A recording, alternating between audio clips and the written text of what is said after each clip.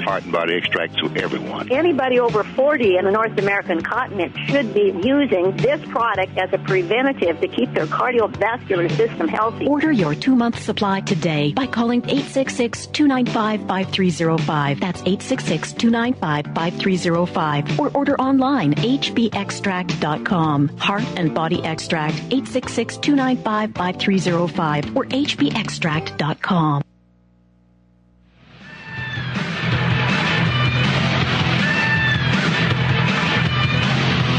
What we are looking at is good and evil, right and wrong.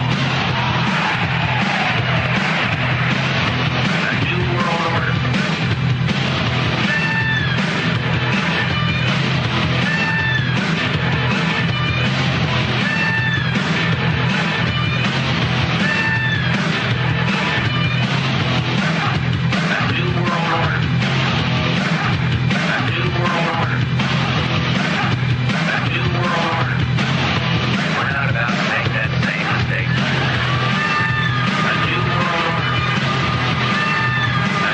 Kurt Nimmo is going to be with us for 30 minutes for the next hour, then George Humphrey for an hour and a half. And your phone calls continually throughout. Mike and Gary and Bob and many others that are holding patiently. A few sponsors of the show I want to tell you about. First off, PrisonPlanet.tv makes so much of this radio show, the websites, the films possible via your subscriptions to PrisonPlanet.tv. It's $5.95 a month. It is, if you get a yearly membership, you get 3 months free. But you can go do a trial month to month, $5.95 at PrisonPlanet.tv. Not only all 18 of my films, my weekly TV reports, we videotape a lot of the in-studio interviews, the Sunday show, expanded extras from films, like you got an hour and 40 minutes extra from Endgame that wasn't even an extra on the DVD, called Endgame 1.5. Now we take at least the fourth hour every day and have a document cam. We have 2 in-studio cams on myself and whoever my guest happens to be. We're going to have several guests in studio a week. We generally do, but we're going to try to make sure we do that each week now. And, of course, we have a video feed where we can also show you exclusive videos first. Like we premiered 20 minutes of my new JFK film, some of the raw footage from it here last week. That's going to be happening every week. Things that have never been seen before will premiere here at Infowars.com. You can go through and get a membership at PrisonPlanet.tv for that. So that's very, very important if you want to be able to see the fourth hour. Now, today you're going to get the third and fourth hour with Kurt Nimmo and George Humphrey on the document cam. Also, there's other sponsors that make this show possible, and one of them is New Vitality. They have an excellent website. We have a link to that up on Infowars.com, where you can link over to New Vitality, some of the pages where you can get discounts. And they just have a lot of really amazing products at the New Vitality website. You can also give them a call for things like the Aloe colon and body cleanse. Really cleanses you out, 1-800-569-4056. Or their Super Beta Prostate if you're 45 or older. A lot of men have prostate problems. These are well-known herbs. This is just mainline herbs. We don't sell any of the magic cure stuff here, sorry. This is just well-known for good prostate health and to shrink the prostate, 1-800-569-4056, 1-800-569-4056. Also, we have the great folks at eFoods Direct, the place I've decided to get storable foods, I guess 5 different times since 2001. And it lasts more than 10 years in climate controlled, 10 years out in the barn or in the attic. If it's not climate controlled, it's freeze-dried. It's been dehydrated, and it's just really high-quality food. It's all clean. None of it is GMO. Some of it does not have organic certification, though. That's a fine line there, but none of it's GMO. 99% is organic. Stuff like the bananas, they can't get those. It's very hard to get them organic, but they are non-GMO. So they're just wonderful folks, and with all the uncertainty going on, it's a good idea to give them a call. 1-800-409-5633. 1-800-409-5633, or huge banners at the top of Infowars.com and PrisonPlanet.com. Okay, Kurt Nimmo on the other side, in studio with us. Everybody watching on the video cameras at PrisonPlanet.tv, there's Kurt there, ladies and gentlemen. Good to have Kurt here with us. He is such a character. We'll be right back. I guess we're all characters in this office, though. All right. We'll be right back, ladies and gentlemen, with hour number 3. Thank you for listening to GCN. Visit GCNlive.com today. It is a big idea, a new world order. In the near future, Earth is dominated by a powerful world government. It's known as the Bilderberg Group. Could their objective be world domination? For thousands of years, their dark order grew. Now, as they hail the birth of the New World Order, their great dream of exterminating 80% of humanity is at hand. For the first time in history, the elite's plan for world government is blown wide open. You will learn the secret that drives the entire New World Order agenda. Bilderberg is making great progress toward a world government. Most people have no idea. They're not after money. They have all the money they need. They're after power. That's their after. And cover-ups. You want answers? Well, so does he. He's Alex Jones on the GCN Radio Network. And now, live from Austin, Texas, Alex Jones.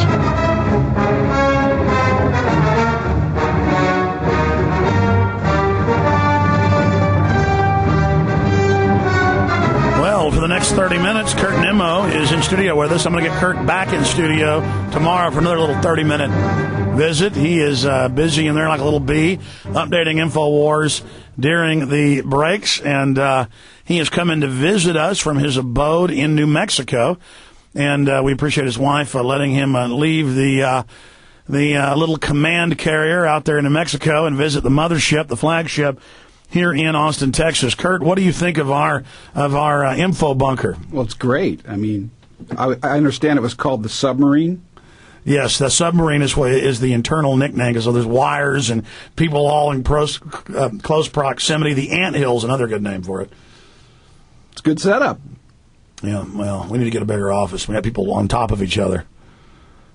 Basically, have people bunking on top of each other. We'll just, ceilings are high enough, I guess, to build another platform up above everybody, and somebody can wriggle up into some wiring and do their updating from there, huh? Well, just install a periscope in your set,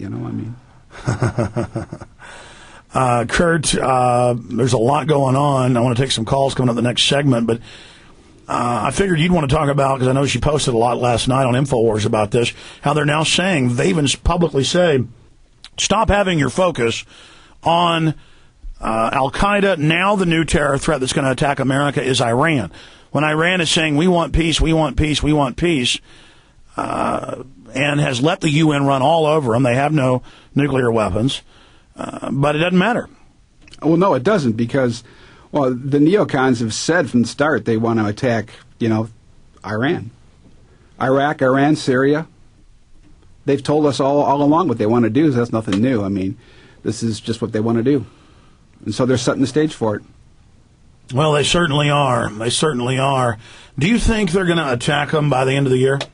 I think they'll attack before the end of the year, before the end of Bush's term.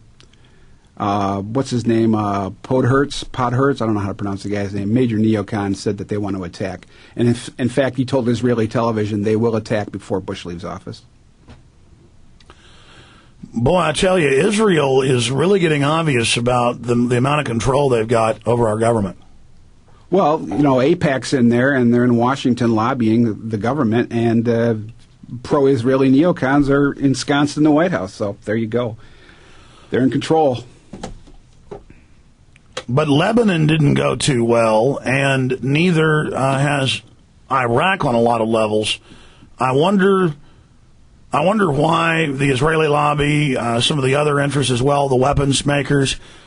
I mean, we have the European elite at least publicly saying they're against it. I think we do see a split within the elite. I wonder why they've got so much arrogance or hubris, or I guess it really is chutzpah. Well, you look at their history. They had wars since the establishment of the Israeli state, and they did darn good for all those wars. So the hubris continues over. But, you take a look at what's going on in the Middle East now. The Arabs are getting stronger and stronger, and the resistance movements in that area are getting stronger and stronger. So it doesn't work anymore. You know, Hezbollah pretty much cleaned their clock when they went in there. What was it, last summer, or was it the summer before? I don't remember. Well, the same thing happened with Hitler. He thought he could just invade everybody, and then he started getting his butt kicked. Mm-hmm. Right. Hubris. Well, you know, I like to be a little more sophisticated.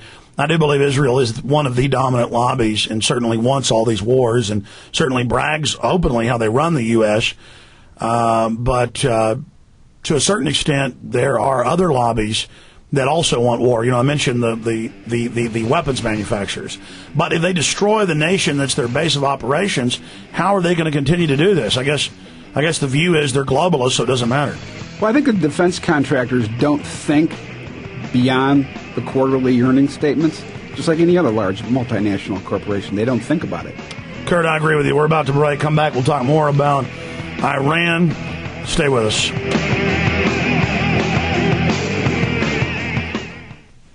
Now, from the makers of Loose Change, the most downloaded film in internet history, comes the long-awaited release of Loose Change Final Cut, an entirely new 2-hour film that completely destroys the official fable forever. Loose Change Final Cut hopes to be a catalyst for a new independent investigation in which family members receive answers to their questions and the true perpetrators of this horrendous crime are brought to justice. Loose Change Final Cut is the ultimate 9/11 expose. From hijackers being trained at U.S. military bases to bombs in the buildings, Loose Change Final Cut is the one 9/11 film everyone must see. Secure your copy of Loose Change Final Cut today at Infowars.com or PrisonPlanet.com. While you're visiting the online video store, be sure to check out the huge discounts on films like Endgame, Blueprint for Global Enslavement, America, Freedom to Fascism, and hundreds of other titles. We're in a no-holds-barred information war. Truth is our weapon, and PrisonPlanet.com has the tools you need to take the fight back to Big Brother. Hey there, this is your radio talking. Have you noticed how every type of gadget these days requires some specific type of battery? It doesn't matter what kind of gadget you're using. We all take different sizes and types of batteries. That's where BatteryStation.com comes in. More like battery heaven. BatteryStation.com has every type of battery you can think of at extreme low prices. BatteryStation.com has your powering needs covered. Whether it's a hard-to-find battery that your local stores don't carry, laptop batteries, computer backup batteries, BatteryStation.com has it all. You'll also find high-tech LED flashlights from Surefire, Streamlight, Pelican, find headlamps, knives, and much more. BatteryStation.com also carries super tough, crush-proof, waterproof, and airtight hard cases for your camera, cell phone, laptop, computer, and specials and closeout deals. Visit BatteryStation.com. That's BatteryStation.com or call 417. Did you hear that ISDN hiccup? John?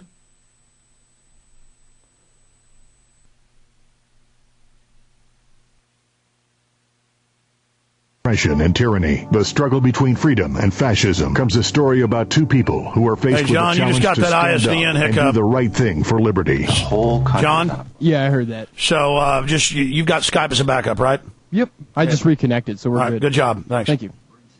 Civil Liberties, a movie the government does not want you to see. A political thriller ripped from today's headlines. Domestic spying, wiretapping, government shipping, and more. The government's going to know where everybody's ass is every minute of the day and night. For your copy of this hard-hitting film that will open your eyes, go to uncivilliberties.com to receive your full-length feature on DVD, normally $30. Special promotion for GCN listeners for only $13.95. That's uncivilliberties.com to view the movie trailer, read reviews, and purchase the DVD. uncivilliberties.com. In this world, liberty is all that we have, and we must take it back. Support independent media. Purchase a copy today at uncivilliberties.com. The Genesis Communications Radio Network proudly presents The Alex Jones Show, because there's a war on for your mind.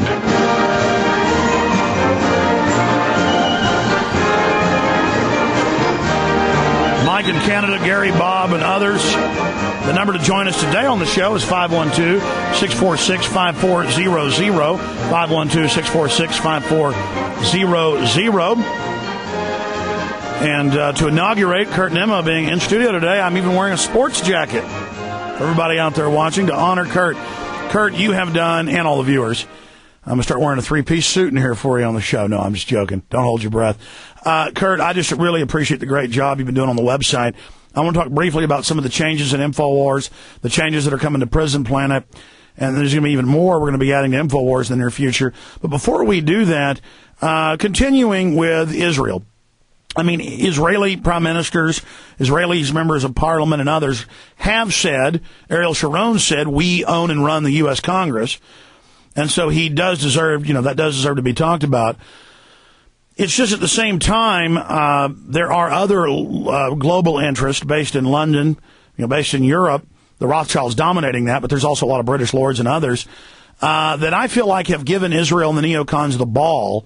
And they're masters at using fronts. And I believe it is a partner. I'm not saying it's even junior, but they're using a partner as the front. Now, just from studying it, because how do you square the Zionist funding Hitler, and that's now mainstream news, saying don't let Jews out of Israel, don't let them escape, only let them come to Palestine, the famous quote by one of the founders of Israel saying, one cow in Palestine is worth more than all the Jews in Israel. Really horrible statements.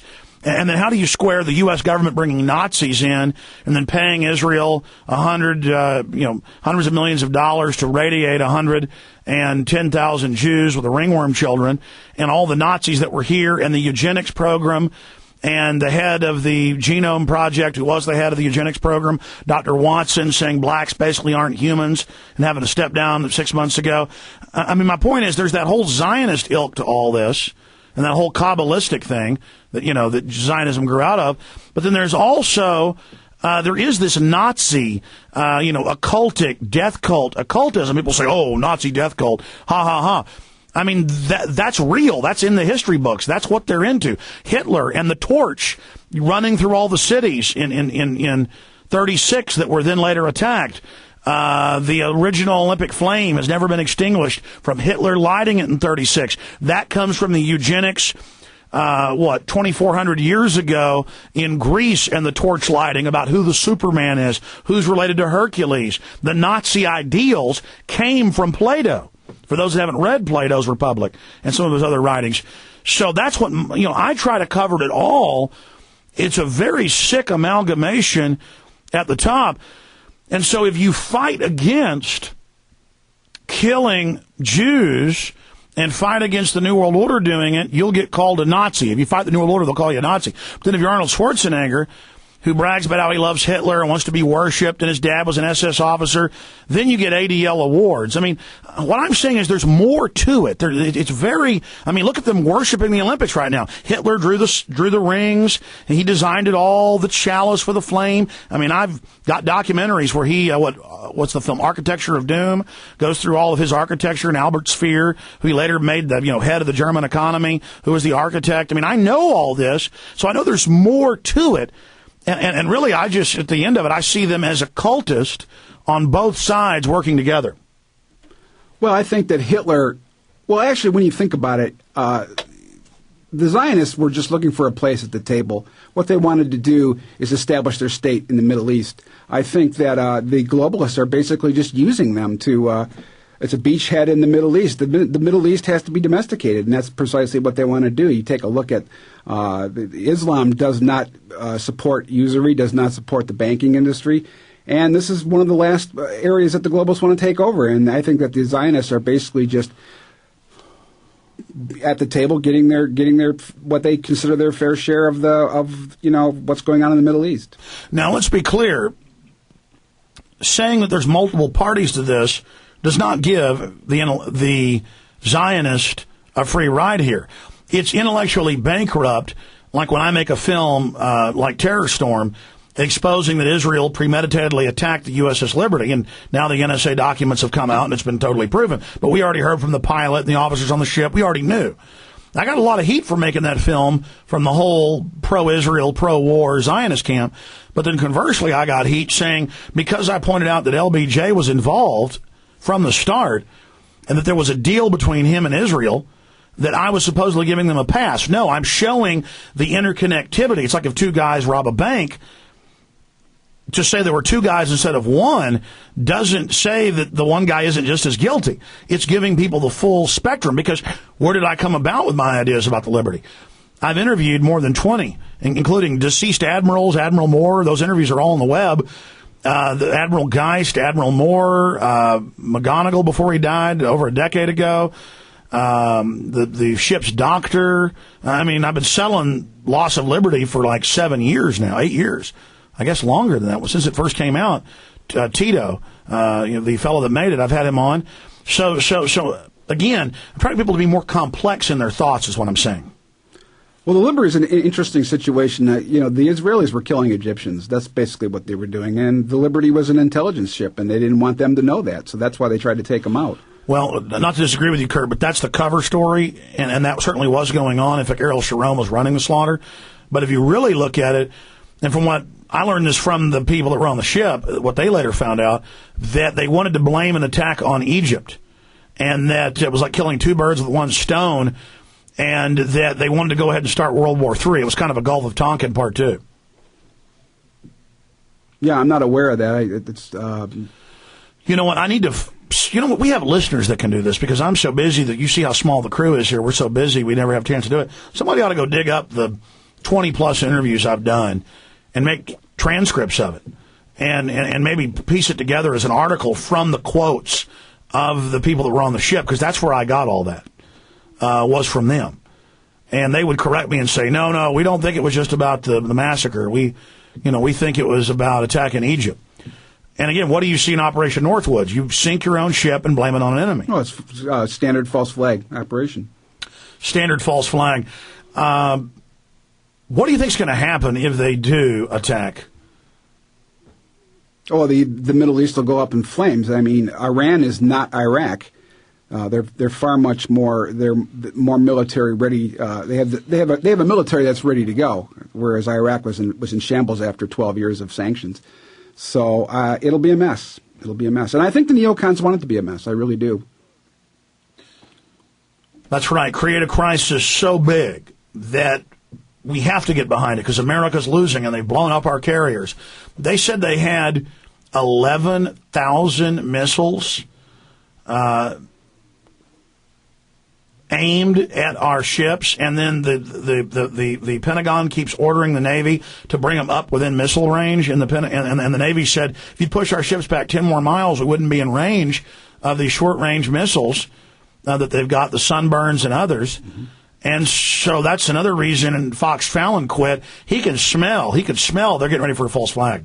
Well, if you take a look at the philosophy of the neocons, and you pointed out Plato, it's exactly what it is they want to create a crisis that they can force the country to get involved in. They tried to do that with Iraq. It turned out to be a fiasco. It's a total mess over there.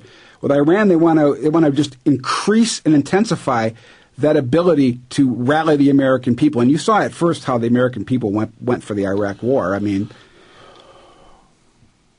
they'll do the same thing with Iran.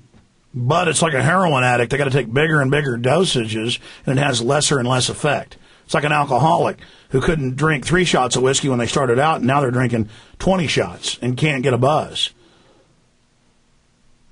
I mean, I think that's what we're dealing with here. Well, it's going to be a mess. Either way, they'll have to, and it'll be dumped in Hillary or Obama or whoever gets selected to be the next president will be dumped in their lap. And there's really no difference between the neocons and the neoliberals. They disagree on certain things. You see the neocons are pretty much pro-Israeli. I think that the Rockefeller so-called Eastern establishment neoliberals don't really care about Israel so much. But they love war. They just love it. The defense industry feeds into that. The national security state feeds into that. And it just keeps them going. And regardless, we know what the policy is. We know they're going ahead with it.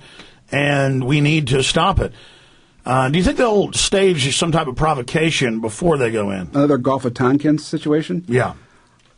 Not sure if they will or not. They may just attack. They, that's the premise of the whole so-called nuclear, Iran supposedly making nukes, which they're not, is a sort of Gulf of Tonkin situation that they can't pan out. They might come up with a terrorist situation. More than likely what they'll do is they'll continue this effort to make it look like Iran is supporting the Shia militias in southern Iraq. And that's basically where they'll go with it. They'll try to make it look like that Iran's involved in Iraqi's internal affairs, which they're not. Not to that extent. Well, we are seeing what can only be described as Hitlerian. I keep saying Hitlerian because he did run around and invade a bunch of countries. I mean, that's the last time we've seen this type of... Well, that's not true. We saw the Russians pour into the Eastern Europe and Southern Europe, but Central Europe. But that was a slow thing over the decades and funding revolutions and then rolling in. I think this is the first time we've seen, real imperial invasion since what Hitler did. And I think as well the United States and their Israeli allies want to take out Iran as a modern state and do the same thing they did in Iraq, reduce it to rubble. Serbia. Or Serbia. I mean, they bombed their entire infrastructure, water treatment, power plants, manufacturing facilities, factories. Not going to work. It's not going to work. Just won't work. They just don't want anybody being industrialized that isn't under the globalist control. And the Iranians will fight back. They're not going to be... the Iraqis, once again, we have to... The Iraqis Stay there. Tell us more about it when we get back. Kurt Nimmo is our guest. I'm Alex Jones. Stay with us. It is a big idea. A new world order. In the near future, Earth is dominated by a powerful world government. It's known as the Bilderberg Group. Could their objective be world domination? For thousands of years, their dark order grew. Now, as they hail the birth of the New World Order, their great dream of exterminating 80% of humanity is at hand. For the first time in history, the elite's plan for world government is blown wide open. You will learn the secret that drives the entire New World Order agenda. Bilderberg is making great progress toward a world government. Most people have no idea. They're not after money. They have all the money they need. They're after power. That's their aphrodisiac. Order in-game on DVD at prisonplanet.com or Infowars.com, or watch it online right now at prisonplanet.tv. In-game, blueprint for global enslavement. You have been warned. Yes, there is an in-dash AM/FM shortwave radio. For limited time and in limited numbers, the Sony GT160S AM/FM shortwave radio and CD player is available only at the Power Hour. This radio is designed to eliminate interference from ignition systems, and the result is clear, clean reception, so you can hear your favorite broadcasts both domestically and internationally. Get your Sony AM/FM shortwave radio and CD player from the Power Hour today. Call 877-817-9829. That's 877-817-9829 to order. Only $249 plus shipping and handling, and we'll ship it right to you. There's even an input to plug in an external source. Your MP3 player, your iPod, your DVD player, or any other source will sound great through your new Sony receiver. These radios are not available anywhere else and for a limited time, so call now. Dial 877-817-9829. That's 877-817-9829 and get your Sony GT160S AM/FM shortwave radio and CD player from the Power Hour.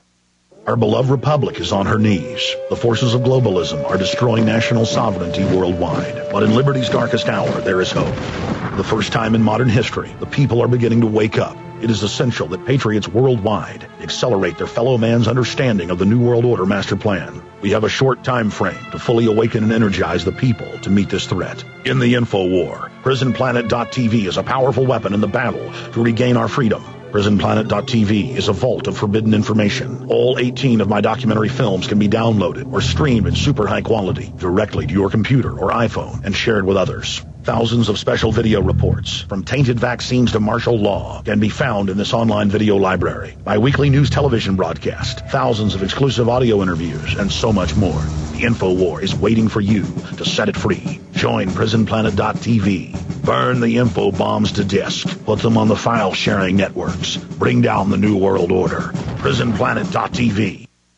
Spyville.com is your choice for everything spy-related. Stealth cameras cleverly disguised as items commonly found around the home, night vision cameras, covert phone and voice recorders, powerful binoculars, security systems, and more. Find hidden cameras wherever you go with a small handheld spy finder and locate hidden transmitters with one of our bug detectors. Spyville.com also carries a wide variety of night vision scopes, allowing you to see in the darkest of conditions. Protect your home and business with our complete line of security cameras, made to fit any situation. We also carry a large selection of personal security devices. Keep your personal belongings secure using our hidden safes made out of everyday household items, including an outlet safe and even an underwear safe. Go to Spyville.com, that's SPYVILLE.com, or call us today at 866-779-8455. That's 866-779-8455. Use promotional code GCN007 and receive a 5% discount when ordering online. Spyville.com, where your personal security and well-being is our goal.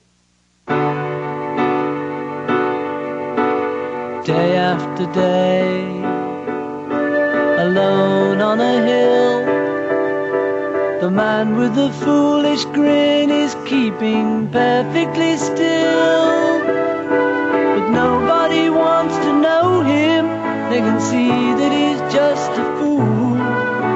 And he never gives an answer, but the fool on the hill sees the sun going down, and the eyes in his head see the world spinning round. Kurt, we're going to go to some calls.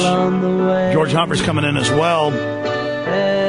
But finishing up with Iraq, you were trying to make a point before we went into that break. Well, yeah, you take a look at what Israel did in southern Lebanon. It's basically the same thing the United States did in Iraq. Take out their infrastructure, make a massive refugee problem, and just basically break down the social and cultural aspects of the country. But it didn't work in Lebanon because Hezbollah was far too organized. So they're going to try to do the same thing in Iran, but it's not going to work. It's just not going to work. It'll be Hezbollah on steroids. But how is that not us becoming the bad guys, the United States, to go in and destroy Iraq? For 17 years it's been under siege, since 1991. 3 million Iraqis are dead, over 1 million in the last 5 years of the liberation. And al-Sadr made a deal and didn't attack, so they sneak attack him so that he couldn't be part of the election, and then basically admit it and then say he's al-Qaeda. Well, I think the American people really don't care so much. They're too distracted. They really don't. They're not politically savvy. They don't know about this kind of stuff. So it really doesn't matter. And plus, these guys are arrogant. They'll do whatever they want. So, I think the whole Iran thing will be a total fiasco for them. It'll be Iraq on steroids as far as the resistance goes. And this will be war for another decade.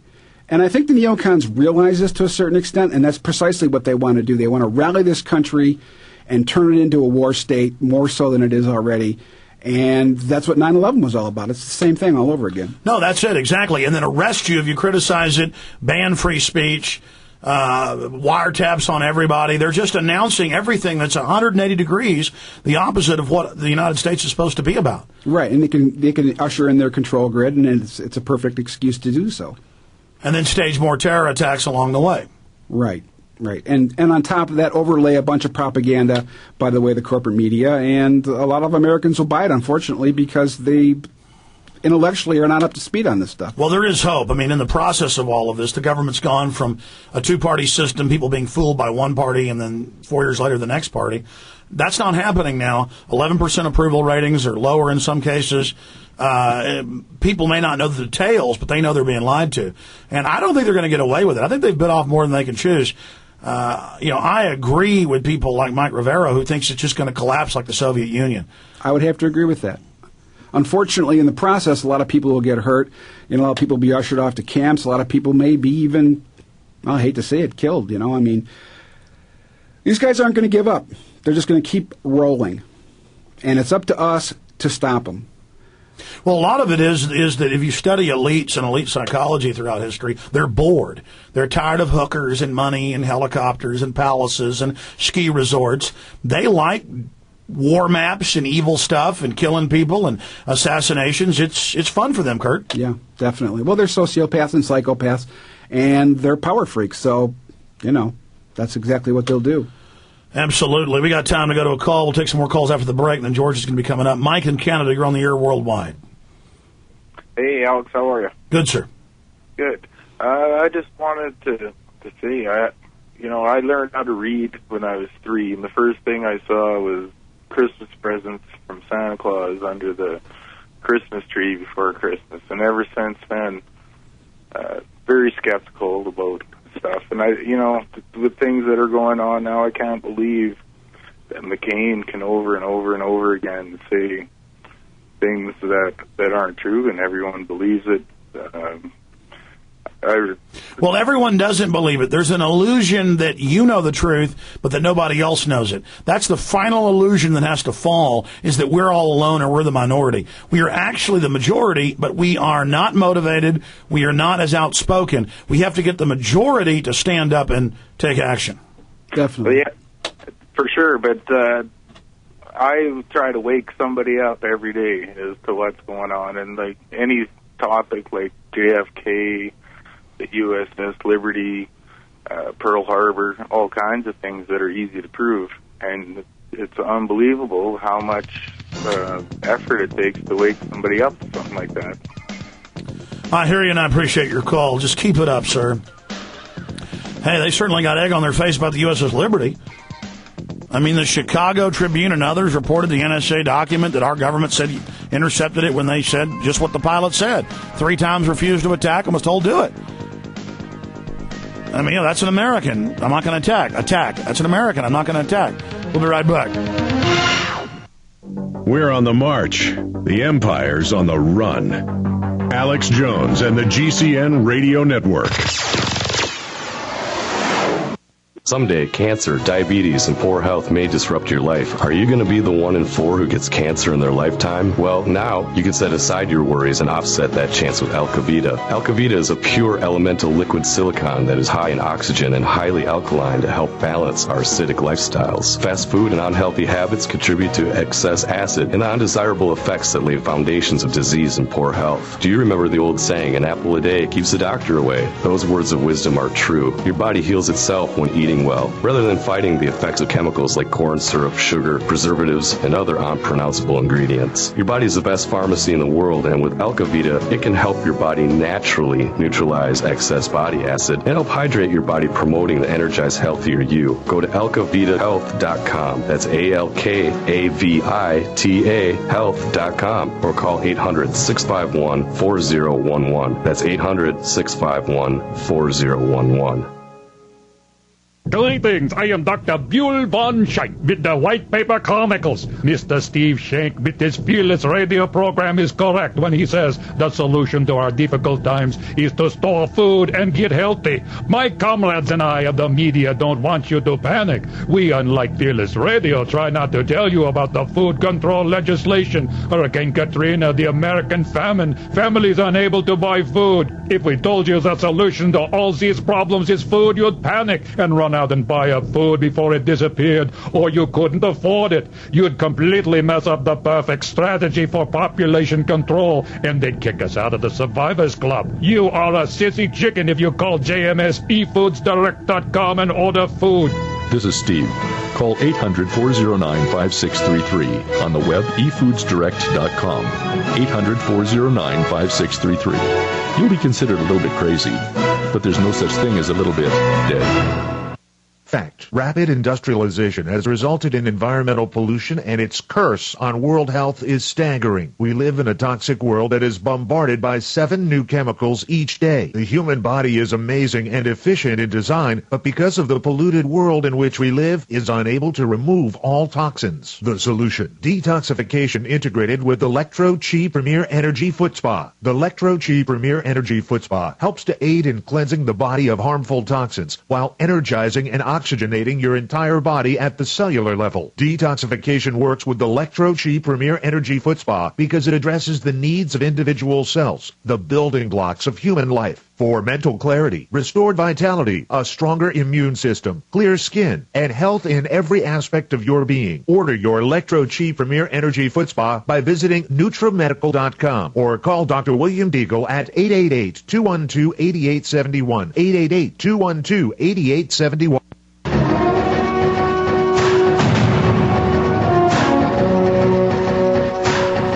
We're going to do a live exchange here in a few minutes. George Humphrey's going to come in, and Kurt's going to go. But keeping Kurt, in case your questions are for him, just a few more minutes. Mark in Florida disagrees, so he goes to the head of the line. We'll get to Gary, Sam, George, Daniel, and others. Mark, you're on the air. Yeah, Alex. My question about the UN is why throw the baby out with the bathwater? The Constitution in Article 6 says that we're supposed to honor our treaty obligations, and certainly no more solemn treaty obligation has ever been undertaken by the United States than the signing of the U.S. Charter in 45 or whenever it was done. And so I think we should probably take it very seriously. Well, we're allowed to break charters and agreements, but the globalists created the UN. Our government acts like they're against their policies because those policies are unpopular by and large here. But the globalists created the UN. I mean, have you read their 30 unanimous Declaration on Human Rights, their supposed law? It says you have no rights in 29 and 30.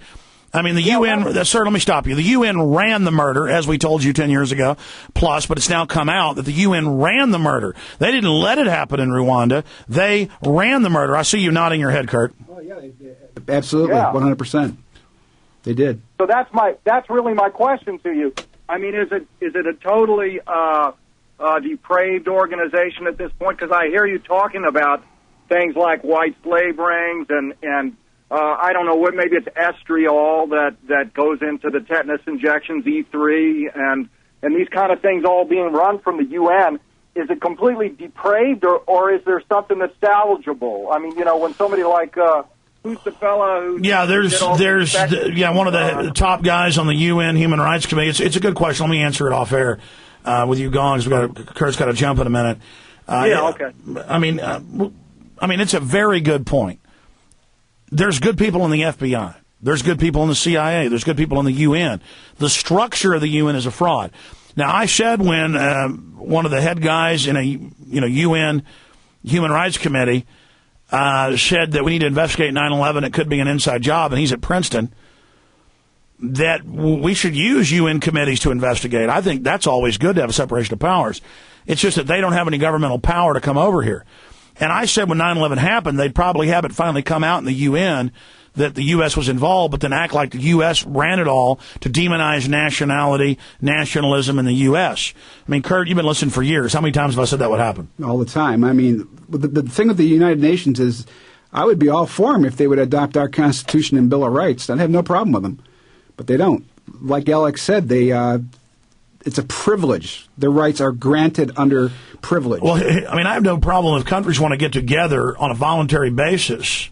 The problem is the UN goes into countries that aren't even signatories and bombs them. I mean, the UN is a murder force. And they've got all this nice PR and we're helping black kids. It's a eugenics arm to carry out evil. Now, are there different members of the UN that are good? Does some good stuff come out of the UN? Yeah, I mean, a broken clock is right twice a day. A blind hog can find acorns. That is the reality. But that's a debate and a bigger discussion we ought to have on air sometime. Every cliche and under the sun, Kurt. That's what I do here. Let's go ahead and take one more call for you. Gary in Maine, you're on the air with Kurt Nimmo. Hi, Alex. I got a little article here that should be heads up. And it says here, last night's session was only the fourth in 176 years that Congress closed its doors to the public. And they discussed about the imminent collapse of the U.S. economy occurred September 2008. The imminent collapse of the federal government finances by February 2009. And I got this off from Crash. Are you ready? Yeah, they've got a show here on the network. I'll have to look that up. What's the headline on that story? Last night's session was only the fourth time in 176 years that Congress... Yeah, but that wasn't last night. The Congress wasn't in session last night. This was 2 weeks ago. It was March 13th, 2008. Yeah, it was a few weeks ago. Okay, we'll look into that. I've had people raise that to me, and I've seen something about their closed session of Congress. Anything else? Also, they're going to try to put the NAFTA superhighway through western Maine into the eastern part of Maine. 2,000 foot corridor right through the state. I saw it on the Portland Press Herald. Yeah, but if you talk to your neighbors about it, the media will say it doesn't exist as they put the toll roads on the road. Yeah, they probably will. Hey, I appreciate your call. That's something we see a lot, Kurt, where I use this example a lot because it happened a few months ago. Ron Paul was talking about the Trans-Texas Corridor. And CNN and Fox, we played the clips, said those don't exist. He's crazy. I mean, they even say the Trans-Texas Corridor doesn't exist, and the billboards are everywhere, and they're taking over the roads, and the legislature told Perry not to do it, but he's still doing it. I mean, that's like saying that yellow school buses don't exist. It's just, we know that's a psychological tactic. Why do you think they do that? Well, because most of the country doesn't live in Texas. I mean, they can say whatever they want, and most people don't pay attention, unfortunately. They're oblivious. There's also, it wears you out. There's so many lies. You kind of get fatigued to it, and you just go, okay, they lie. It's like you accept that they lie. That's very dangerous, that we just accept that they're a bunch of liars. Oh, absolutely, absolutely. Most people, like I said, most people don't understand what's going on, and they have a lot of people believe what the government says, unfortunately, and believe what the corporate media says. And when they say things like, "Well, it doesn't exist," it puts a seed of doubt in their mind about us, the so-called conspiracy theorists who believe in this stuff, who know it's reality. Well, I agree with you, and the good news is, though, I remember Rush Limbaugh, and I believed him. I remember Rush Limbaugh when I was in high school, like 18 years ago, was on the air here in Austin on 590 AM, and I remember him saying there's no such thing as a CFR. But I had watched C-SPAN, and even back then, people talk about the CFR, and I'd been into politics, so I'd read about it, and I thought, that's what woke me up that he was a liar. Now he says the CFR doesn't run anything. But I remember him saying it didn't exist over and over again. So, the fact that they just lie so much, I think, is really going to sink them. Oh, absolutely. Rush Limbaugh has millions of listeners, so people believe, they cling on his every word, so they're going to believe what he says. And once the reality comes out that the CFR is actually an existing organization, then they turn that around and say, well, they don't have any power. You hear them say, it's just a think tank. It's just a bunch of eggheads getting together and talking about foreign policy, when we know that they're basically the guys who run the show. Absolutely. Kurt Nimmo, it's been great having you here in studio. I'm going to have you pop back in tomorrow. Thanks for coming in. Thanks, man. Now let's bring in George Humphrey. And we will continue with your phone calls throughout this hour. And then into the next hour, we're going to have George Humphrey with us now into the new fourth hour overdrive section of the show. And I want to remind listeners that are listening at Infowars.com right now, or on the AM or FM dial or global shortwave, the internet satellite, however, that the fourth hour is available at Infowars.com, not just with the audio free to everybody in 32-bit, but in 64-bit for PrisonPlanet.tv members. All available at PrisonPlanet.tv. And again, ladies and gentlemen, it is 15 cents a day. If you get a yearly membership, you get 3 months free at PrisonPlanet.tv. So we leave the Genesis Network here in about 20 minutes, to be precise, about 19 minutes. And we will continue with your phone calls, continue with the news, continue with the information with George Humphrey, former city council member, degreed economist, successful businessman, father, author, and documentary filmmaker. And it is just really fabulous to have George here in studio with us. George, thanks for coming in. Alex, it's always good to see you, brother. The energy, every time I come down here, the energy in this office is just getting better and better and better. And I'll tell you what, you can really tell a lot about a person by who they work with and who they spend time with. And your staff, the guys and the people who work in this office are so dedicated. They love this nation, and they're just busting their tails to make this a better country. So congratulations to you. It's a great reflection to you and to them. Congratulations, Alex. You're directly in the New World Order sights. Well, we all are. We've been in the New World Order sights since we were born. But you know what? That makes life a lot more fun. And you and I both know that, that the perfect storm is brewing. We're getting ready to have an economic tsunami. And as an economist, I keep looking at this stuff and researching it and talking to more and more and more people. And every day and in every way, our slave masters, the people who control the Fed, keep making blunders. And they're actually not blunders, because I think that it's very intentional. They are absolutely destroying the foundation of the economy of this country. And I want to talk about what is going on economically, but I also want to talk about later on in the show, You know, we can talk. You and I can scare the pants off of ourselves and everybody else. But the real question is, as truthers, as people who love this country, people who believe in the Republic, who believe in God, what are we going to do, and how are we going to go through this thing called the shift to make sure that not just our grandchildren and our children, but you and I, we come out the other end George, of the tunnel. I don't necessarily agree that, like the people in India or the Buddhists think, because they thought that before, that we're going into a good shift. How do you know we're not going into hell? Well, we could be. It's up to us. And the real question is we are creators in this world, and it's up to people like you and I and every single person who's listening to make the choice about what kind of country and what kind of world and what kind of family and what kind of health they're going to have, because we are co-creators. And if we continue to sit on our butts collectively and keep watching the Super Bowl and drinking beer and getting fat, well, we are in hell right now. But you know what? With people like you and with all the other good, loving patriots around the country and the world, I'm seeing some positive signals. Now, clearly the dark signals are as strong or stronger now than they've ever been. But every day I'm seeing really positive things that are happening, and a lot of it is because of people like you. Well, George, I've been getting into positive thinking, and I want to get in what you, as an economist, where you think the economy's going, some hard issues first, and then we can get into, trying to shift our paradigm, which I agree with. I mean, they are trying to wreck the economy by design. Yeah, and then the fact is, friends, is our national economy is ruined. It is absolutely ruined, and there is absolute. We'll go through it bit by bit, and we're not going to be able to fix what we have right now, but we will be able to come through it, because our founding fathers were clear enough that they wanted, in this country, they wanted an economy based upon a currency that was publicly owned, that had a hard currency, and that there was truly a free market.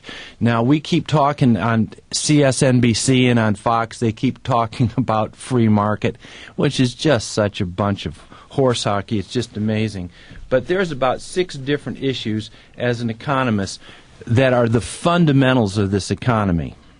And the fundamentals that we're looking at make 1929 look like a walk in the park. The situations that we have as far as the fundamentals of the economics of this nation are far worse than any nation that I've ever, far worse than they were in Rome at the fall of the Roman Empire. They're worse than when the British Empire fell. They're far worse than in 1929. Well, as an economist, break down the basic facts and how it was designed. We have the IMF's own documents to consolidate all wealth. It is a mathematical black hole that is billions of times all the real assets. They create the tsunami, and then they deluge everything. Then they pose as the savior. Just like the Federal Reserve has engineered all this as the regional bank, and then now they're the savior, and they say, get rid of any controls over us, give us full federal power, make us absolute gods of the government, not just parts of the government who are private, and everything will be okay. Well, after 15 years of having a television show and after having done hundreds and hundreds of radio shows, and I know you've done not hundreds, you've done thousands and thousands of shows and talked about the Fed.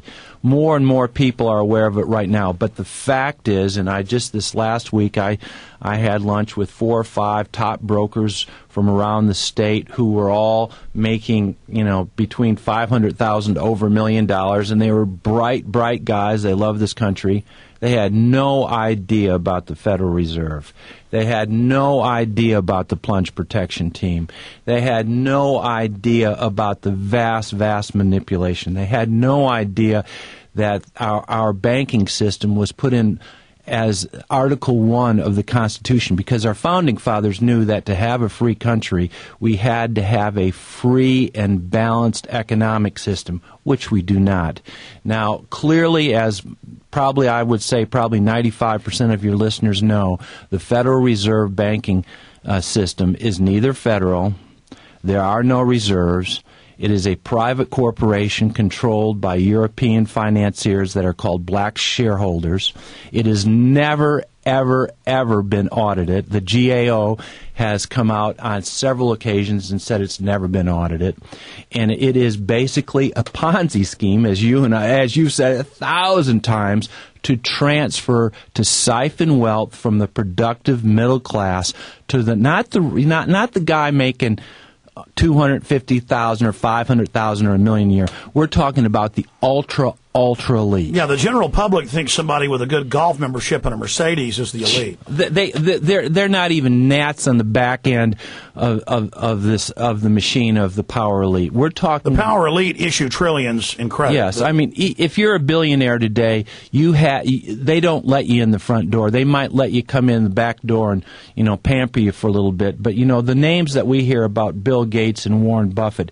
These fellows, yes, they are very, very wealthy, but they are not the wealthiest people in the world.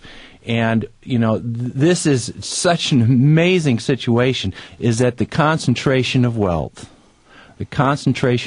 in this world is so unbelievably lopsided in the hands of a small number of people, and that they're absolutely controlled. And that's why Bill Joy, when he went to that private think tank meeting in 1999, he said there were 220 top IT specialists, computer programmers, owners of companies, because most of the owners are the top guys. And Bill Joy, you covered it on your Access show. I remember back at the time, but he said, the elite don't need the public anymore with robotics and construction, and they see us as a liability, and the elite are planning to go ahead and just kill everybody. And they are, and so, we have to talk about that darkness. I'm not trying to be negative, but we need to know, we've got all this goodness, and we want to be happy and free, and, it's a beautiful day out there. This was one of the beautiful springs I've ever seen. Absolutely. It's unbelievable. It's magic outside. Yeah. Meanwhile, I got to be in here talking about these trolls, but if I don't, they're going to win. Well, I'll tell you what, Alex, what you are doing is so... my hat's been off to you for so long, because you have woken up not thousands, you've woken up hundreds of thousands, if not over 1 million people in this country who knew nothing about this. And the fact is that for us to survive, we've got to go through two things. We've got to go through the first awakening, becoming aware of all this crap. Stay there. We got a break. Okay. Right back with George Humphrey. The fourth hour of Overdrive is straight ahead. Stay with us. It is a big idea, a new world order. In the near future, Earth is dominated by a powerful world government. It's known as the Bilderberg Group. Could their objective be world domination? For thousands of years, their dark order grew. Now, as they hail the birth of the New World Order, their great dream of exterminating 80% of humanity is at hand. For the first time in history, the elite's plan for world government is blown wide open. You will learn the secret that drives the entire New World Order agenda. Bilderberg is making great progress toward a world government. Most people have no idea. They're not after money. They have all the money they need. They're after power. That's their aphrodisiac. Order in-game on DVD at prisonplanet.com or Infowars.com, or watch it online right now at prisonplanet.tv. In-game, blueprint for global enslavement. You have been warned. You can trace every disease, every illness, and every ailment to mineral deficiency. That is a quote from two-time Nobel Prize winner Linus Pauling. Because fruits and vegetables in their raw form are better absorbed, retained, and utilized than if heated, the Champion Juicer is the best way to get your nutrients your body craves. The Champion Juicer chews the fibers and breaks up the cells of vegetables and fruits. This gives you more fiber, enzymes, vitamins, and trace minerals. Juicing a combination of raw fruits and vegetables is documented to not only treat minor illness, but also is shown to reverse once thought incurable life-threatening diseases. Juicing with the Champion Juicer also promotes fast, healthy weight loss and pure body cleansing. Put the Champion Juicer to work for you and your family. Get creative with your juicer and add a grain mill attachment to make your own healthy, fresh flour. The Champion Juicer also makes great nut butters and frozen sorbets. The world's finest juicer is Champion Juicer. Ask for it at your favorite health food store online today. I'm Dr. Bill Diggle, MD, of the NutriMedical Report here on Genesis.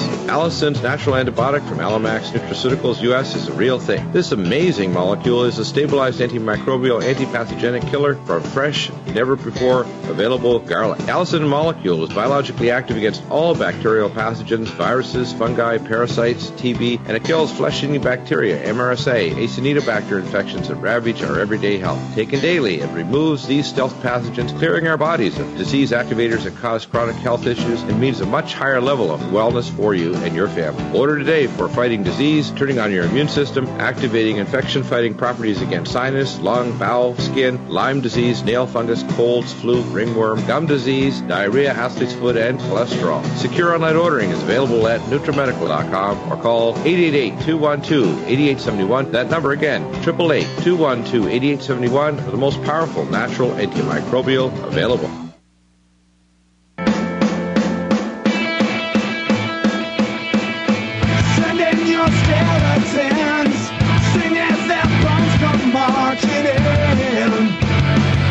George, I got one sponsor I'm going to plug here at the end, and then we're going to start the next hour, and I promise go to Sam in Florida, George in Indiana, Mark in Florida, right when we start the fourth hour of Overdrive that doesn't have any breaks in it. We're going to do that for everybody out there that is patiently watching out in TV land out there at PrisonPlanet.tv. If you are a PrisonPlanet.tv member, you can go dial in right now at PrisonPlanet.tv and watch the document cam. We've got a camera on our guest. We've got a video feed. We've got computer feeds. We've got multi-camera shooting here. Or everybody can listen at Infowars.com to the audio of the fourth hour. So that is coming up with our guest. Now, I'm not doing this on purpose, George. This is at the end. I've got a few sponsors I plugged during the show that I believe in, and I just remembered that you're really good friends with the owner of this company, Interfood. Absolutely. It's a fabulous, fabulous product, and it is absolutely part of the concept of all of us getting better and healthier and stronger. Yeah, it's 20 superfoods: dulse, kelp, barley grass, wheatgrass, chlorella, spirulina, chlorella. And it's 20 of these ingredients in there. Go to PrisonPlanet.com or Infowars.com. There's banners there that go to a sub-site on there where you get 10% off because you're a listener of the show. If you call them, you get 10% off. Tell them Alex Jones sent you. Get 20% off if you order in bulk. 1-866-762-9238, 1-866-762-9238, or Interfood.com. I've had a lot of other green foods make me feel bad, or they got herbs in them. This isn't herbs. This is 20 superfoods, and you really do absorb it, George. Yeah, I've used it for years, and the fellows who put it together have the highest integrity. They're fully on board with everything that you've been talking about for years. They've been working to make this world a better place. They're good business people. They're honest. And most importantly, the product is a great product. If you buy this product, you're going to feel better. Absolutely. And then in closing with the plugs here, my friend Kevin Booth made American Drug War. Oh, man. And it's aired more than 50 times on Showtime.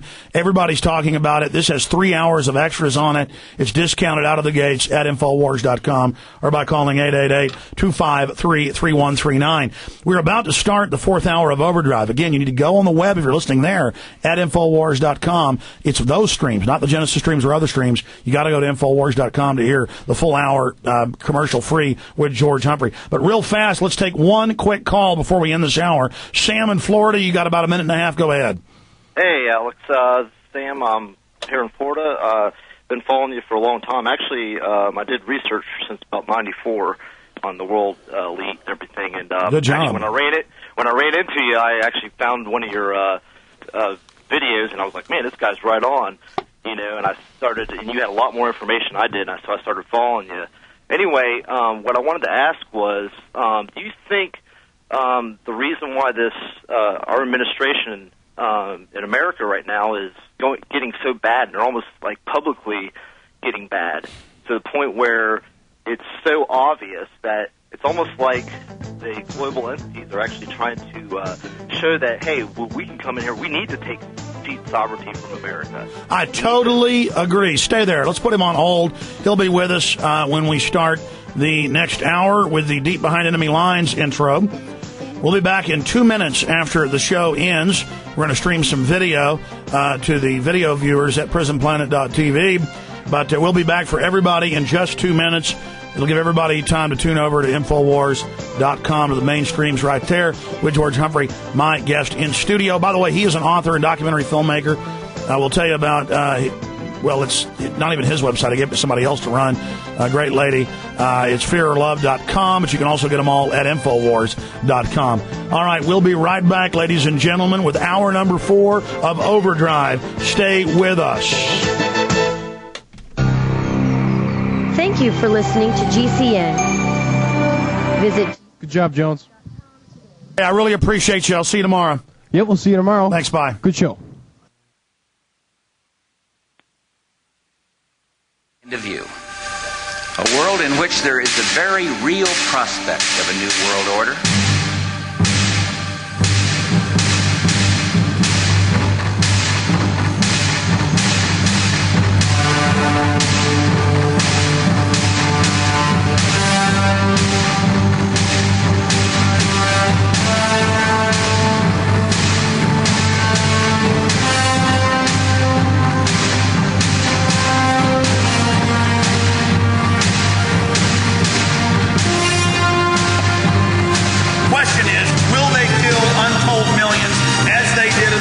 Century.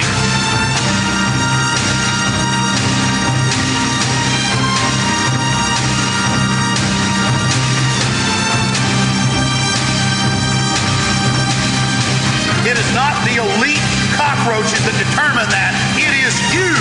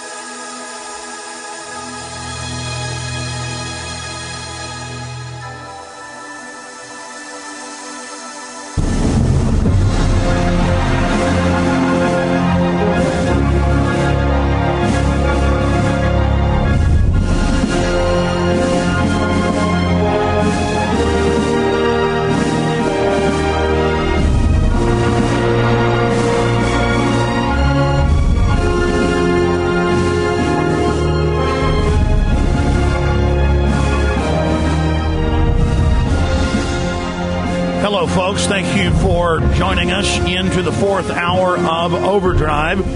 George Humphrey is my guest, fearorlove.com. He is a documentary filmmaker and multi-time author. Tens of thousands, I would guess 100,000 plus probably, books out there. How many of your books are out there, George? Oh, about 160,000. Wow, that is really exciting. We're going to go ahead and go right back to the last caller we were talking to, Sam in Florida. Restate the point you were making, expand on it. It's a key area, and I want to get George's take on more of the subtleties of the New World Order. Yeah, pretty much what I was saying was, because what I'm starting to see is I've been going on the Council on Foreign Relations sites. I've been listening to the World Federalists and going around. You know, they're pretty much saying that they want a more functional United Nations, a more functional World Criminal Court, and everything. And what I'm seeing is there's a lot of resentment towards our administration, even coming from the Council on Foreign Relations. So it's almost like they're setting it up to make us look bad anyway, even though they're controlling them. And then at some point they're going to come in as an example and go, hey, we need to cede sovereignty from a superpower, even of America, of the U.S., so that we can come in and actually be a more of a superpower worldwide. Well, I couldn't say it any better, and thank you for the call, Sam. First, let's get George Humphrey's take on what you were just saying.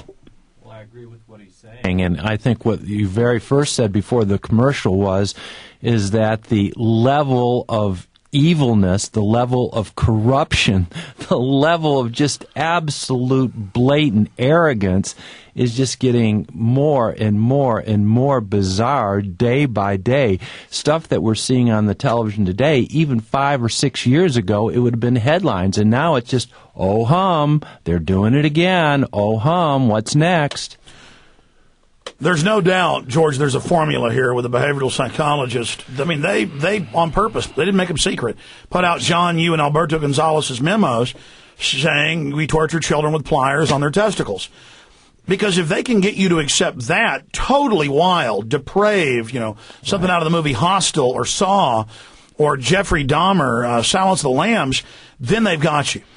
Absolutely. And you and I have been talking about this analogy for 15 years, the analogy of the frog getting put in a pot and bringing up the water slowly to boil the frog. And they've been bringing up the heat for years and years and years, and the water's boiling right now, friends. The water is boiling. It's not. We are in an absolutely terrible, terrifying situation from a third-dimensional point of view. But from another point of view is that, the pressure has gotten so incredible that at least more and more people are starting to wake up. They're listening to Alex. They're listening to me. And things that, straight people that 5 years ago would have just guffawed and laughed and gotten angry about the things I say now are coming up to me every single day in the coffee shops, in the restaurants, calling me on the phone and sharing this information and going, what the heck is going on? And so there is an awakening, there is a shift taking place, but the question is what's going to happen? Is the terror going to accelerate, or are the people of this country going to wake up and demand reform back to our republic? Well, just elaborating on what the caller was bringing up, Sam in Florida, before we go to others here and then talk about solutions, both economically and, as you were saying, with your consciousness, which I agree is a big part of the solution, the key to it all. The globalists are masters at being puppeteers, having fronts, having layers of veils that are in front of them. And so, just like they'll use a Bush for 8 years, or a Bill Clinton for 8 years, or a George Sr. for 4, or Reagan for 8, these guys, literally, it always turns out they are the wise men behind them who then represent Rockefeller, Rothschild. Right. I mean, it's always, you notice, going back to Nixon, it's always Kissinger. Right. And McNamara. And this handful... And Zbigniew Brzezinski is in... well, he's right behind Barack right now. Exactly. Yeah. And then they always come from a certain PhD school from Harvard or Chicago business or both. And it's always the same worldview, the same Machiavellian system. And I know the listeners understand this, that it's like a tag team wrestling. They go for 4 years with one candidate, you wake up to them, then 8 years with this, and 4 with that, and then 8. That's how they're tricking you. But it's the same thing with... The globalists are bigger than any one nation. They're always destroying national sovereignty, moving their capital and real funds into raw materials, commodities, militaries, and always trying to get global standards set, lobbying to have the same standards set, the same card readers, the same face scanners, the same, metric scales, where they're the map makers. They're the great architects is what they call themselves. And so yes, they used Hitler as their mad dog to go tear up old Europe and get rid of some of the old European power structures in France and Germany and Belgium and Luxembourg and other places. They also did the same thing with the Soviets. That was all financed by the big banks. That's now been declassified. They put Mao in, as David Rockefeller said in the New York Times, as a unifying, quote, good effect. Killing 60 million is a good thing. And he said that in his own book. So it's the same thing. The U.S. is now the Hitler or the Stalin. We're being used as the worldwide, we're the bad guy. Then the same Rupert Murdoch in Australian, British, European papers, and he owns papers in every major language, throughout the Western world. Rupert Murdoch badmouths America 6-7 years ago and had inside job headlines, but said America did it. The U.S. did it. But then domestically, he puts out propaganda. Everybody loves the war. We're doing great. We're fighting Al-Qaeda. Meanwhile, he funds Hillary and he funds Bush. Yeah. You see, that's an example of what you're saying is true, that America has to fall, and so we're being set up for that fall. We're being blamed for the subprime when all these countries have them. We're being blamed. I have headlines today. George, I want you to elaborate on this paradigm. Well, you're absolutely right, and the name of what you've this is an information war, and the way that we become the warriors for peace and truth and justice is by having correct information and standing in that truth. And the first weapon they always use is always economic. You always follow the money. And in my studies, where I focus on is that they're getting ready to crash this economy. I want to make clear, you are a decreed economist, and more than just being a decreed economist, you are also a very successful businessman. Well, that's what I've done, yeah. I mean, there's a lot of economists who couldn't run a lemonade stand. And my point is, you've done both. Go ahead. Yeah, and the point is that this economy, and I can't guarantee everything I'm going to say is true because this thing is so huge and there's so many moving parts. It's so volatile. But when you look at the fundamentals, there's 6 things that we have to look at. First of all is the national debt. The national debt, when you include the operating fund, Medicare, Medicaid, Social Security, and off-budget, according to the director of the General Accounting Office, this is not some theory, is that our national debt right now is $53 trillion. $53 trillion, not the $9.7 trillion that they talk about. It's $53 trillion. That is $173,000 for every person in this country. Children, toddlers, retired, prisoners, every single person. Now, this does not include state, local, corporate, or personal debt. And when you put local and corporate and personal debt in, and those numbers, that's another $45 to $55 trillion. So what we're talking about is debt in this country of over $340,000 per person, and with a gross domestic product of $13.7 trillion. Now, I know after a while these numbers just get way out there, but the point is that if you're going to dance, you got to pay the fiddler. You know, if you're going to run a business, you got to pay your bills. If you own a house, you got to pay your mortgage. And there is no way in the world that this country can do that. So number one is the debt. Number two, what's coming at us like a tsunami is the switch since 1945, all the world's commodities, oil, gas, corn, food, everything has been based upon U.S. dollars. Now, as we all know, is that oil, just like a junkie will do anything for its junk, the United States will do anything for its oil and for its money. And when Saddam went from being in U.S. dollars to going to euros, within weeks we attacked him. Now, it's very, very clear that Iran is setting up the Borshoff on the island off of Iran. They're going to be taking euros. It's very, very clear that both China and Russia are talking about taking alternative currencies. Venezuela is looking at doing this. And if and when these countries go from the American dollar to alternative currencies, it's Katie, bar the door. Number three is the trade deficit. Let me stop you right there. Let's go back. I had a caller call in like 2 hours ago, and he said, how is it that they're letting the dollar slip, but then they're also dumping gold in the market out of the IMF and other holdings to drive down the price of gold?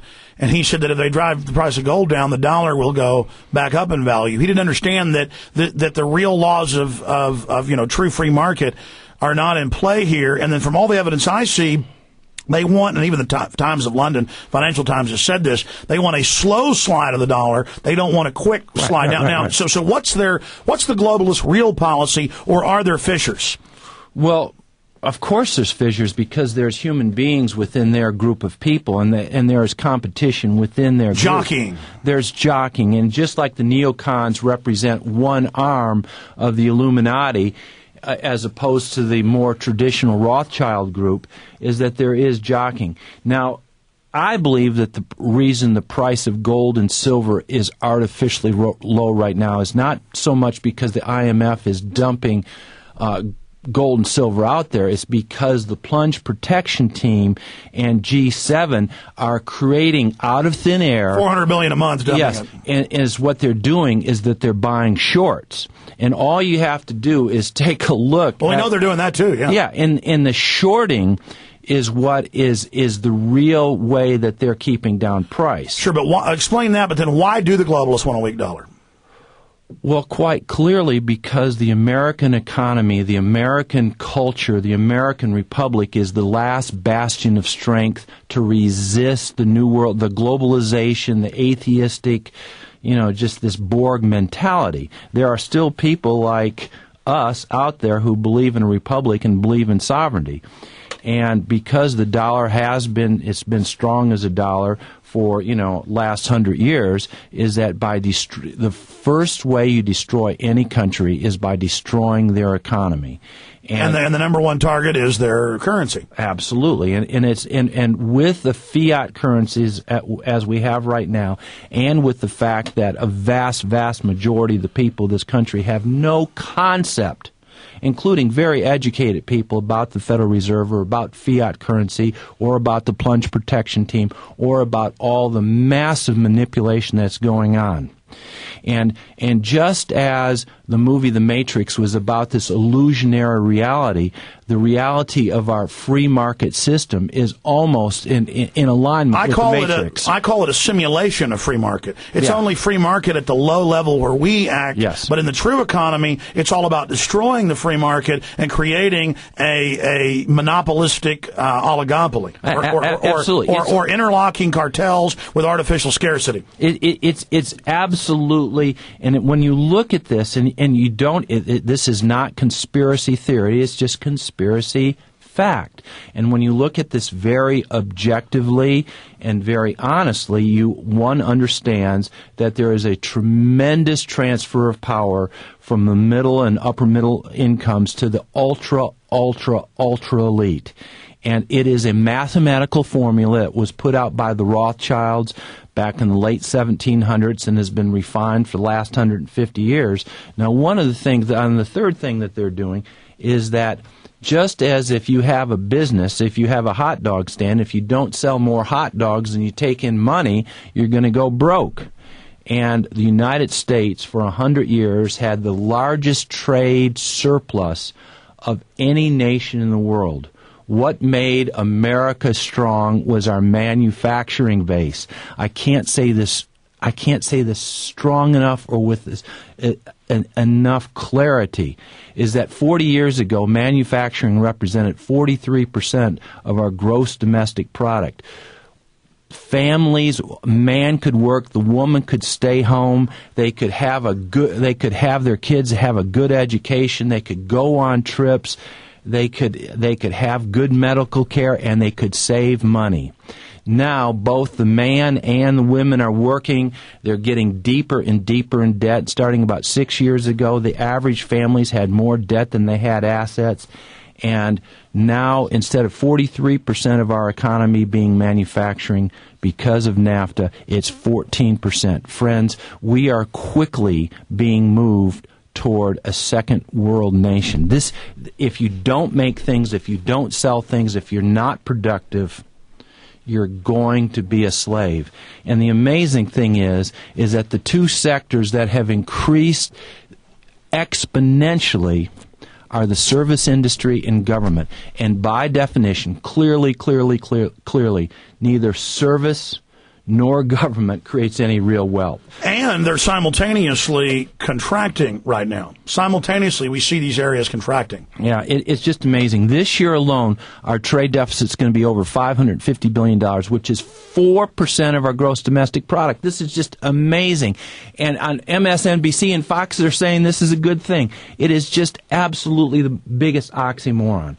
Then we go into our bonds, our mortgages, and subprime loans, and this is, just one shoe falls and another shoe falls, and anybody. We've got all the credit cards coming due. Everybody's leveraged in those. It is amazing, and then meanwhile, it doesn't matter if they've cut interest rates, down where the bank's giving you about 1.5% of your lucky now on your money.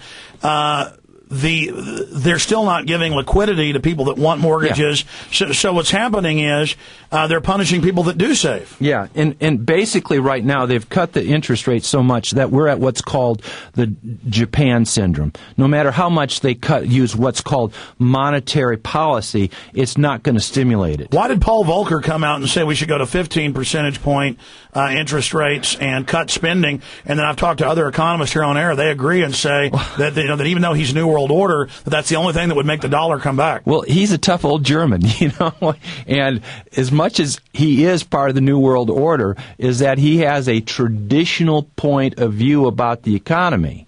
And remember back in 79 through 81, the interest rates went from 5.5% up to 21%. And I'll tell you what, they took care of inflation, and they kept the economy pretty dadgum solid for about 6 or 7 years after that. But then in the early 90s, they decided to take the restrictions off the banks and allow them to merge into brokerage firms, merge into giving, other types of, non-traditional loans. We saw the three types of banking all merge. Can you explain that? Well, I think you explained it very well, is that the people running this government have been getting huge campaign contributions from the financial organizations, and where we once had a very, very clear delineation of lines and responsibilities, is that what we've now see is companies like Wachovia, Morgan Stanley, Bank of America have become these super one-stop shopping banks, and they were, for the last 8 or 9 years, they were giving loans on houses to people who were making $60,000, $70,000 a year. They were buying houses that were $700,000 and giving them a subprime loan on top of that. So they were only paying interest only at 2%, interest only for 2%. Knowing what would happen, and here's the point I was going to make. Knowing what was going to happen. I always knew this was the case. I'd read about it in some industry publications, but I experienced it. When I was in college, living in a one-room efficiency, literally a bathroom, a bedroom, and a kitchen, I remember getting credit cards almost every day in the mail. 4 or 5 times a week at 20% interest. As soon as I got out of debt, and I'm not a big spender, so I'm not in debt, I suddenly started not getting them, but like once a month or once every 2 months or 3 months in the mail. I was listening to Clark Howard, that financial show. Now, he's mainly the retail stuff, low-level, good ideas. He never tells you about the big corrupt system. But he did get on air. I was driving about 2 weeks ago, and he admitted he read this big consumer report, and he'd actually been involved with a consumer organization before. And he was talking about how they found in different credit card company documents and how they pay the colleges to push giving credit cards to all the kids, of course, to advertise it everywhere at 25+%, in some case, loan sharking interest, what used to be illegal, and how they do target the young people to get them in debt because it's all fiat, and that they don't target people that actually have some money. And so a lot of people say, the neocon talk is, well, these poor people shouldn't have got these loans, they deserve it. The point is, you had the banks, you had the appraisers, you had the realtors, they all lied, showing the mass corruption in a society to go along with this, and so I use the analogy of a child being kidnapped. Yeah, they're bad. They didn't listen to mommy and daddy. They went up to the car to get candy. But the child still isn't really bad compared to the actual kidnapper. You see what I'm saying, George? Oh, absolutely. You're absolutely right on target. And then, to make matters worse, is that AMBAC and the companies that rate the municipal bonds that are the basis of the supposedly integrity of this country took all of these mortgages and wrapped them together in bundles called tranches. And then they sold them as AAA bonds. It's amazing. And then in a lot of cases, companies affiliated with them and part owned by them would be the certification insurers. Yeah. Now, and again, we can trace the people who are putting this together with campaign contributions to the politicians who have taken off the restrictions. And so now these tranches are coming due. The interest rates are going from 2 to 6%. The value of the homes is going down. And millions of people are walking away from their loans, and these AAA bonds that were bought in good faith are selling at between 40 to 70% of their face value. And now, this is what is just amazing. 3 weeks ago, the United States government, through the Treasury and Federal Reserve and Pledge Protection Team, came in and bought $400 billion of these tranches at face value. That means every single one of you that has any money in the bank, the value of your money has just gone down 2 or 3%. Just because they were bailing out their buddies who had the companies. They weren't bailing out the people who had the loans. But it's not just that. We not only is it devaluing our savings and investments in stocks and bonds by devaluing the dollar, it is also, we are going to have to pay for that through taxes. And they're already talking about current obligations, just what we owe today, what's due today, is, and I've seen it, this is in the newspaper, so I'm sure it's much higher, $84,000 per person. The war, though, that's not counting the war. The war, they're saying, is $35,000. That was a few months ago. That was in the mainstream news, so I'm sure it's much worse. So we're talking about 100 and something thou there. And then if you talk about real obligations, it's tens of millions apiece. There's no way to ever pay this off. This was a black hole designed to suck us in. It's mathematically impossible to pay off this debt right now. I mean, this is just straight mathematics. Look in the camera and tell folks, explain to them. Well, it all started back in May 1st, 1776, when two very, very enterprising young people, a guy called Rothschild and a guy called Weishaupt, got together. And boy, were they smart. And they figured out, Weishaupt was the political guy, Rothschild was the money guy. And they figured out fractional reserve banking.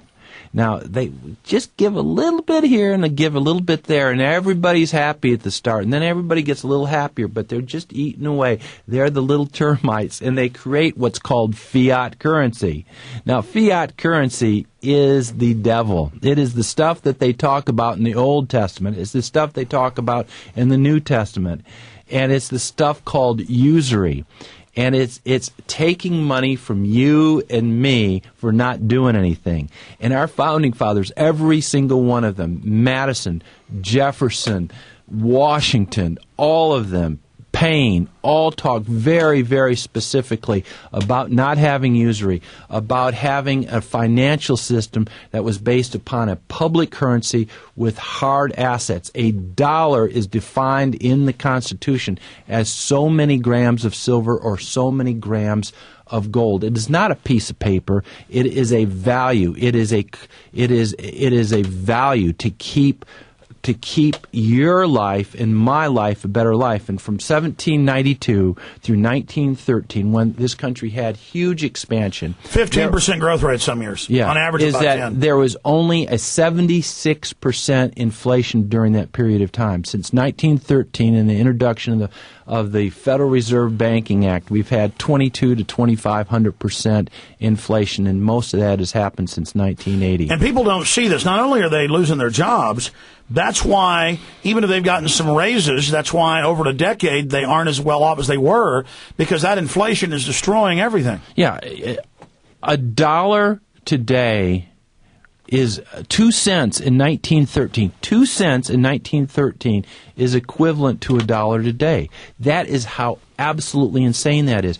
And when you have all this economic turbulence going on, and you have somebody, and everybody's worried about it, and then you have these folks that are on the inside, they're taking their cut. They're stealing from you. And then they take the fiat and they put it in commodities, roads, infrastructure. Yeah. They've been greedily doing that for a decade while getting us ready for the fall. And it's just like Joe Kennedy. You know, they make money going up and they make money going down. In 1926, Joe Kennedy was worth $375,000. By 1935, he was worth $37 million. And that brings us to the next point, and I want to go to calls for the rest of the show and talk about solutions. What would you, as an economist, successful businessman, what would you do for somebody who, let's say, has got $100,000 in the bank, a $200,000 house, 2 kids, and the man and woman are both making $50,000 a year, versus somebody who's got, say, $5 million? I mean, yeah. We got to talk about real life scenarios. And the first thing, number one, is that you get out of debt. Debt is a virus. It's as bad a virus as AIDS or a flu or whatever. Stay out of debt right now, because it will come back and chew you up.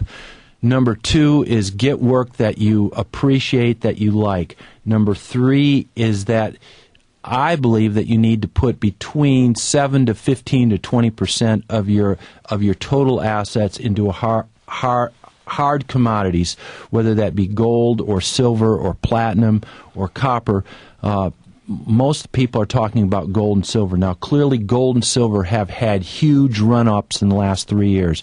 5 years ago, gold was, $450 an ounce, and it's $9.30 this morning. Silver was less than $4.20 an ounce, and it's $17.80 this morning. And so a lot of people are saying the run-up is at its peak. But the point is, as long as the value of the dollar is going down, real commodities such as oil and gas and copper and wheat and corn and oil and gas, things that people need and use, are going to continue to go up. All you have to do is look at what OPEC had to say the other day, and they said the reason price of oil is $112 a barrel is not because we're raising prices, it's because you dadgum stupid Americans are devaluating the dollar. I know. And then about a month ago, I played the clip on air here on the Genesis Network. They were in a press conference, and the press kept asking, "Is the dollar being devalued? Can the president tell us?" And she said, "I saw that." She said, "I'll be fired." Oh, you did say it. Yeah, yeah. She said, "I'll be fired," as if the press needs to ask the president if oil's up because of the dollar. I mean, This is like saying we need to ask the government if the sky is blue. And they always are pointing someplace else. They're always saying, well, go and ask the Treasury. Well, go and ask the Fed. And I saw Paul talking to Bernanke the other day, and Bernanke, who is head of the Fed, is saying, well, you got to go and ask the Treasury. Bernanke, Volcker, as much as I dislike the son of a gun, at least he'd look you in the face and he wouldn't avoid the question. He'd tell you to go, Yeah, but they removed Volcker and put Greenspan in. Yeah, well, Greenspan was one of the brightest guys. He was one of us. He was, and he literally turned to the dark side. And unfortunately, he rise, Lord Greenspan. Right. You have done well. If you look at what he used to write about in the early '60s, he would have been right on this show, right with us. And well done, Lord Greenspan. Do what must be done, Lord Greenspan. Sorry. And he was clearly Greenspan was responsible for this last bubble. There's two bubbles that we've had in the last 10 years. Okay, here's the $64 million quote. Answer means that's the real estate bubble and the stock bubble. The real estate bubble is quickly deflating now, and it's gone global. Remember, 3 years ago from Bilderberg, we said Bilderberg is saying they're going to artificially pop it to start the consolidation. Mm-hmm. We're on record. Sure. In fact, the footage I shot 2 years ago is in Endgame, where we had Daniel Esselin saying, here's the info, I got this from the mole. Mm-hmm. So I mean, they really are running things. Oh, absolutely. And as I was saying before, they can make money going up or they can make money going down. Joe Kennedy was worth $375,000 in 26, and he was worth $37 million in 1935. Now here's my next question. Yeah. As an economist, successful businessman, watching all this happen, most of the economists I talk to and brokers and experts, they say 2 to 3 years. The Shadow Stats guy, the head professor at the New York School of Business, Stiglitz, Bob Chapman, smart guy, they're all saying 2 to 3 years, hyperinflationary depression, guaranteed. Now, A, is it guaranteed? And B, if it is, what's the time frame? Well, I would never say anything's guaranteed because I've been looking at this stuff for way, way, way too long. And they may just pump the bubble up even bigger. In my crystal ball, I think I know what's going on. And if you looked at fundamentals, the market should have consolidated years and years 10 years and ago. years. I mean, yeah, absolutely. I mean, it was already impossible numbers of debt 10 years ago. But, what we have to realize is that the market is an illusion. The people behind the market, basically, Bernanke has taken the step of monetizing the debt. This is nationalizing it. Monetizing it. Yeah, let's be clear, though. Yes. The Fed engineered the crisis as a member bank. They're all part of the same family. Correct. And now they're going to come in as the savior and take over the 3 federal regulatory agencies and now actually have government power. Yeah. And no one watching them. And except for a handful of people, they say, well, we're going to just make these small little changes. What we're talking about Explain what monetizing means. Well, they've become the bank of last resort. I mean, they've nationalized. I mean, as you said, they're saying we're going to inflate. Yeah, absolutely, and quite clearly, Bernanke is called Helicopter Ben for a good reason. He said that instead of letting the economy correct naturally, he would get in a helicopter and shovel out $100 bills over the Walmarts. And he has said, as the trade deficit gets bigger, he has said that we, quote, have 2% inflation last year. Now he says it's 6 when it's really 15. We don't know what, but when you take out energy, when you take out transportation, when you take out real estate, and you just take that out of the CPI, it's just like, come on, but guys. There's still massive inflation. Of course there is. Listen, I bought $7 a gallon milk a month ago. Now, it was at a gas station where they double it, but the point is that, I was out in the country, had to buy a gallon of milk, and it was $7.50. But so finishing up, there's so many rabbit trails. Where do you see it going? How do you see it breaking down? Then we're going to calls. Well, first of all, I think that when I talk about I talk about the power elite. They're going to do everything they can to keep the economy at least reasonable through the election. That's what it appears right now. And I think that they're going to have their Hegelian event after the election. That's my opinion. And they keep saying, that that way it's a new slate and attacking Iran's going to be okay. Yeah. They keep saying Barack Obama will bring us back together. They don't mean the people together. They mean the people back conned, believing one more time, taking one more ride, that there is a difference in the government. Yeah, and so, it's kind of funny, that movie, Wag the Dog, there's a new movie coming out in June called The Event. I don't know if you've seen it, but it's... No, I haven't. It's the trailer is just about exactly what you and I are talking about, and they're just, they're just getting us ready. Oh, yeah, for that's it. The movie with the fellow who lives here in Austin, Quaid. I can't remember, but it was. And it's about stage terror in Europe, right? Yeah, it's just truly amazing how, just like your caller said, they are so blatant about it, and nobody's really even paying attention. 512-646-5400, 512-646-5400. About to go to George Humphrey. Before I do that, please go to his website. He started it, but he has somebody else running it. That's fearlove.com. We sell his books and videos at Infowars.com, and I hope you will get those and support George and all the work of what he and his team are doing. But, George, finishing up, I know you're getting into fundamentals.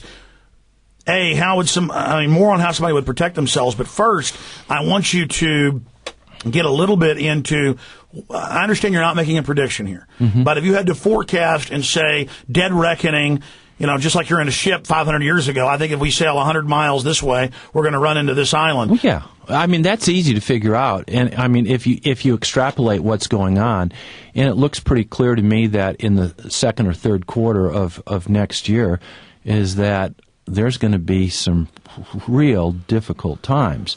But I would even hazard a guess to say that there's going to be another Hegelian event of the size of 9/11 or even larger. And then they'll crash the economy saying that caused it. Yeah, and so the psychological blame goes on the cave boogeymen rather than on the bankers. Yeah, absolutely. And we started it with Randy Weaver, and then it went to Waco, and then it went to Oklahoma City, and then TWA Flight 800, and then 911.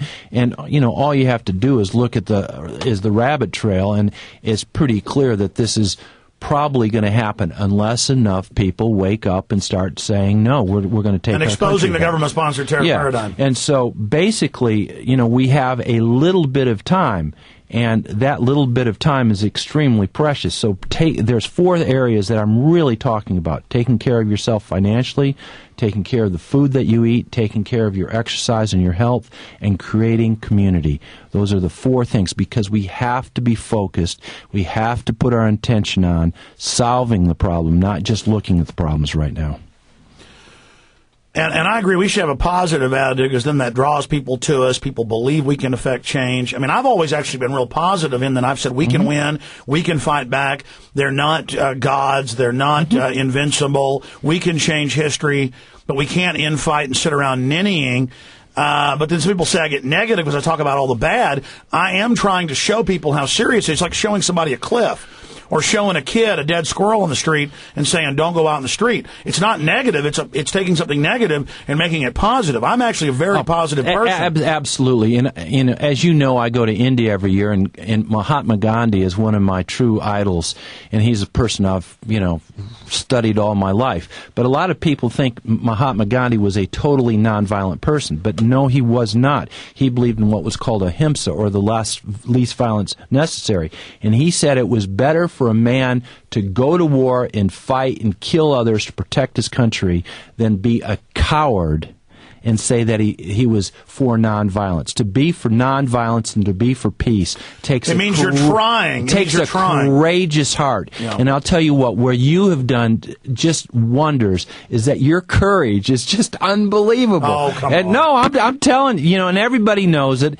and you've injected this level of courage and this fearlessness and waking people up. And now the question is, and you've woken up hundreds of thousands of people, this thing called the First Awakening, to the reality that this thing is an illusion, it's a big monster, it's out to eat us. But the reality is that if we're going to get through this thing, we have to be aware of that stuff, we have to understand how bad they are, and at the same time, we have to transcend, change our paradigm, and become aware of what's called the Second Awakening.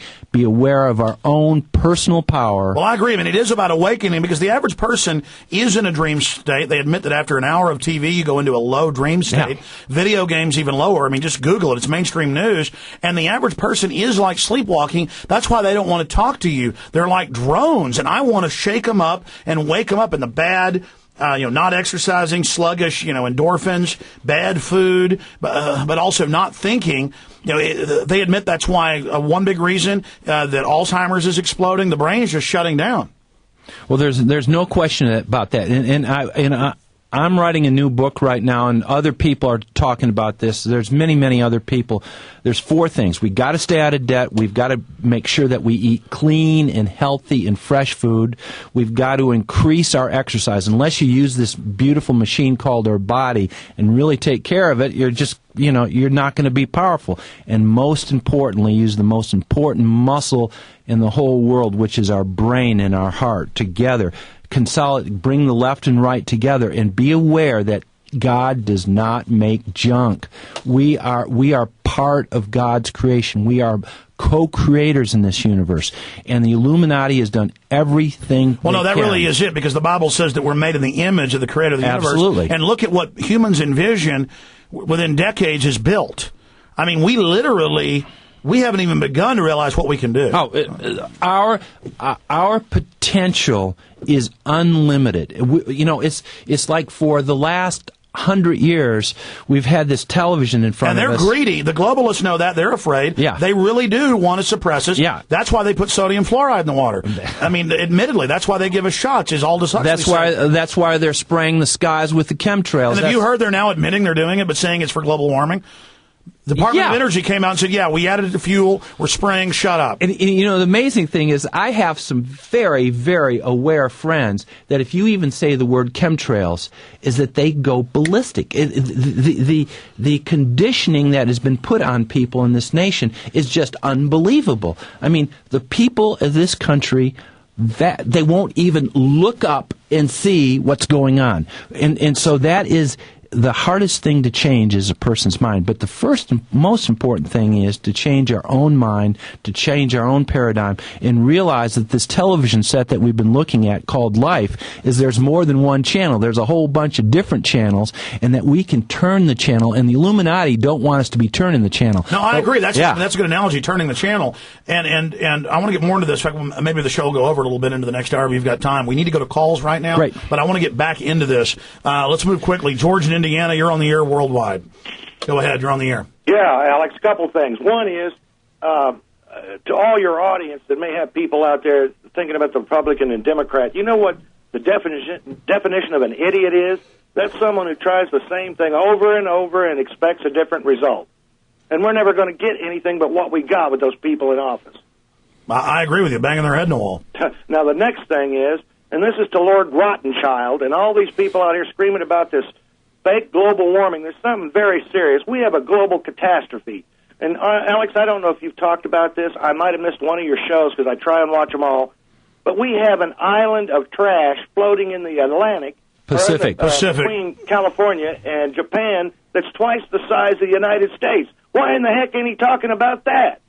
No. And it's making it to our... Let me add something here, and this is a key point I keep making, and I have talked about the island of trash. Okay. You have genetic engineering where they have DNA guns that randomly fire into everything, already giving rise to super virus, super bacteria, recombinant. They've got giant cyclotrons where all the equations, and they admit it could blow the Earth up or cause, 100-year-old equations made A-bombs. This is stuff thousands of times more advanced. They're busy making antimatter bombs. They're busy cloning humans, chimeras with other species. The elite are doing all these horrible environmental things. They actually love destroying the earth because they're really dark. They're a really dark force. They love death. They revel in destroying lives where they get their energy. They're predatory. They're parasitic. They're destructive. They're vampires. You know, they're vampires.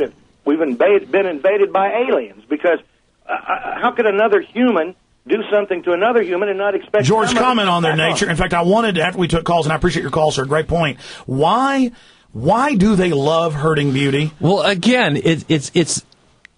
it's a point of view. And in this human third-dimensional existence, there are polarities. There's yin and yang, male and female, dark and light. And on one end of the polarity, there is unity consciousness, which believes in love and process and law. And the other end of the process is domination, is control, is evil. The opposite of the word live is evil.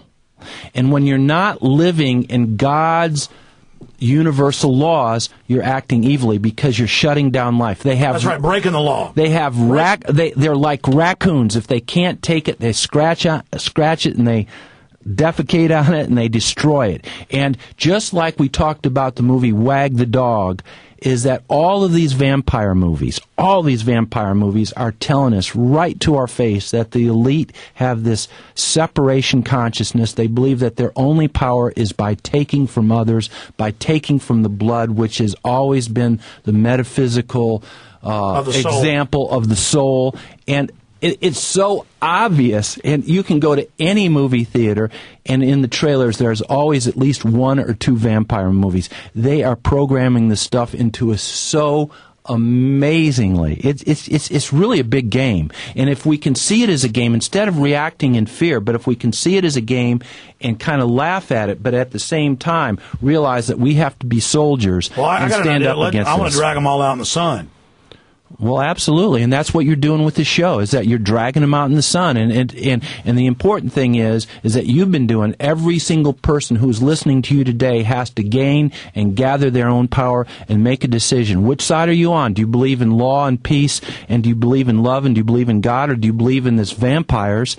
And I would guess that 95% of the people that you're listening to believe in the good qualities of the Constitution of the Republic. And you also see a lot of weak people who aren't even evil themselves. They're attracted to the trappings of vampirism and death and paleness and all of that. And it's because they're weak. They're subconsciously afraid of the darkness. Yeah, and if you go along with it, you're part of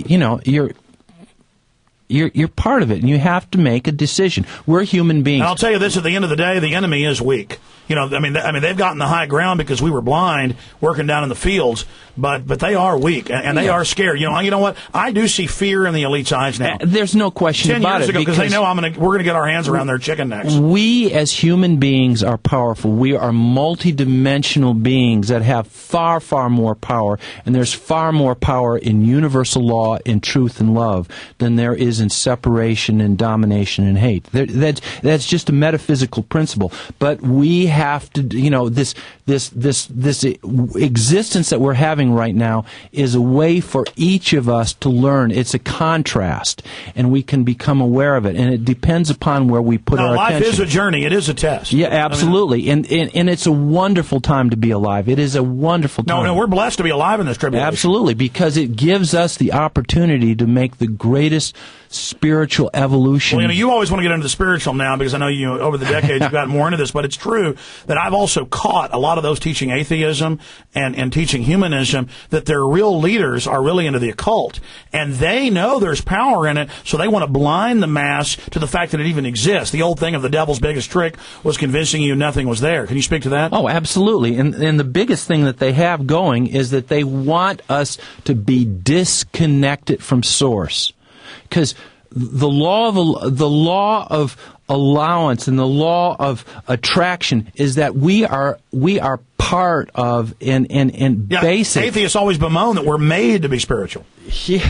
They say, why is it that, And it's their choice to believe that. And that doesn't mean the fraud churches and the mainline thing. And it's their choice to believe that. But if we, all you have to do is go outside and walk down Barton Creek and see how beautiful it is and just be quiet for 20 minutes and realize that this is not a cosmic mistake, is that this is a beautiful, beautiful, beautiful creation that is all over this universe, and that it is up to each one of us to imbibe and to follow the universal laws of this universe. And if we do that, then we have no fear. We do what is right. We stand up. Well, that's another point. The globalists, the more they get into evil, the more scared and freaked out they get. And so they think they have to burrow deeper into evil to be able to get some type of satisfaction. And that's it's part of the a reason. Black hole trap for them. And that's also part of the reason that they're just destroying this environment as quickly as possible, because the environment is the closest link each person has. And it tortures them. It tortures them. Yeah. I mean, this is big stuff, folks. I mean, I'm sure every one of you have heard this before. Just like it energizes us, it tortures them. Absolutely. And, all you have to do is go out and get some fresh sunshine, look at the flowers, play with the kids. You don't have to think about this stuff all the time. Just turning the TV off, rolling in the clover. Really hurts the New World Order. Absolutely. And taking care of your family, taking care of your home, getting fresh cut flowers, sitting down and praying with your brothers and sisters and your family, doing the things that families used to do for hundreds of years.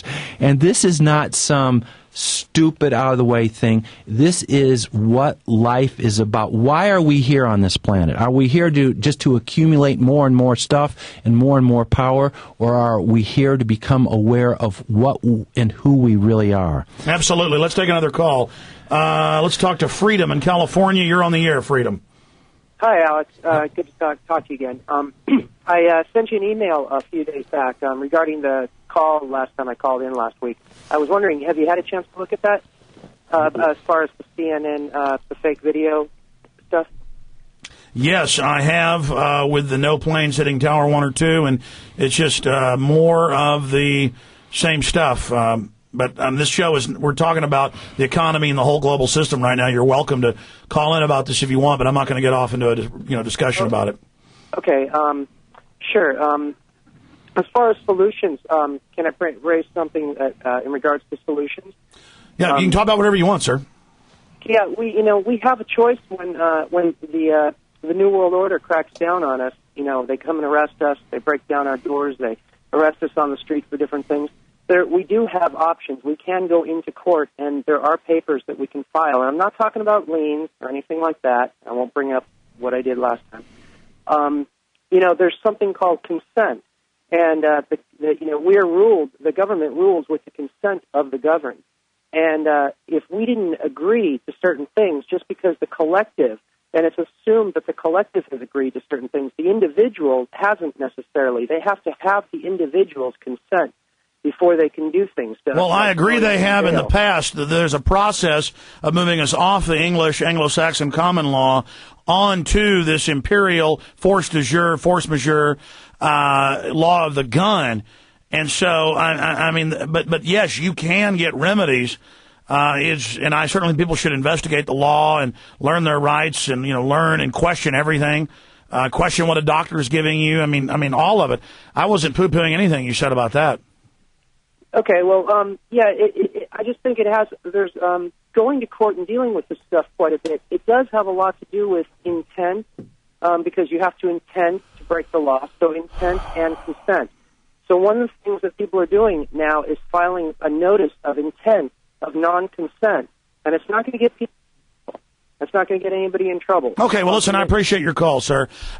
Look, I'm always a little skeptical because 98% of these patriot wizards with law, everybody gets jacked up and all excited, and I've seen so many friends and locals go to jail or, weird stuff.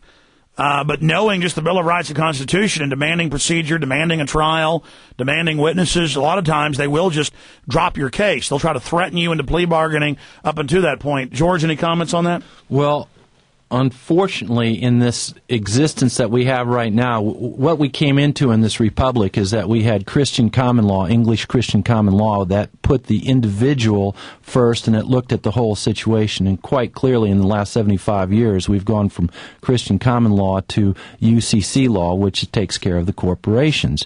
And anytime you walk into a courtroom where there's a flag, where there's the gold, it's gold all lights, admiralty. It's all admiralty, and you have no rights as a citizen. As soon as you walk into that bar, anybody that doubts this, the bar is the British Accredited Registry. Well, with the income tax, you report on yourself, you violate your Fourth and Fifth Amendment, and you give them all this stuff, and then there's no judge, jury, they just grab your bank account. And it's like walking into a den of thieves and saying, we got to play by the rules, and I admire anybody who wants to go ahead and do that. That's just not where I'm going to fight my battle. Well, I just never have these guests on who claim they've got this magic way to fix everything, because a decade ago I did have a few of them on, and they'd say sign up a trust, and then people would sign up a trust and they take the person's property. Yeah. There's a lot of charlatans out there. I'll tell you who I believe in is George Gordon's got good info, but it's mainline, common law, and holding them to it. There's people like Larry Beecraft, Tommy Cryer, and you notice they're getting people off tax things. They're actually having wins. Yeah. I know that Randy Kelton's info here locally in Texas has actually had some successes, but it's mainline, using the common law and using procedure on them, not magic filings and, declaring that I'm under the tooth fairy's tutelage. Go ahead. Anything else? No, I just, I only have so much time, energy, and money, and, that's not where I choose. That's what I'm saying. Yeah. People obsess that it's all Catholics, it's all Jews, it's all chupacabras. Regardless of who's at the top of the New World Order, I'm there fighting, hey, there's poison in your water. Hey, they're spraying you. Hey, they're getting rid of our sovereignty. Hey, there's a gun bill at the Capitol. Let's beat it. And we're having victories. Yeah. But the people listening out driving around in their cars right now, they want to hear solutions, and they want to hear what we're facing and what the enemy's doing. And that's one reason I've had success, is that we're always covering the topics. We're always covering the info. Have you noticed that in the awakening movement, so much of it gets into infighting and who's right and who's got the exact answers? Hey, it's about wanting the truth, being brothers and sisters together, and moving forward, and none of us are going to agree with everybody. Yeah, that is so important. I've been around this stuff for a long, long time now. And just like George Washington said, be friends with everyone and be allied with no one. And in this patriot movement, I just do my very best to see the best of every, and there's a lot of cliques. There's a lot of cliques, and you know what? Just do your best to see the positive. Yeah, I got out of high school and college a long time ago. Do your best to see the positive, and don't be shooting on each other, because we've got when you read much work to do. When you read COINTELPRO documents, that's how the government did it. They would just go get groups fighting with each other. Yeah. So instead of being in the streets, waking people up, having an effect, and moving forward, it was just all, you're disinfo, you're... Right. No, folks, the people that are good are telling you we can win, we have power, the New World Order must be defeated, the war must be stopped, the borders must be controlled.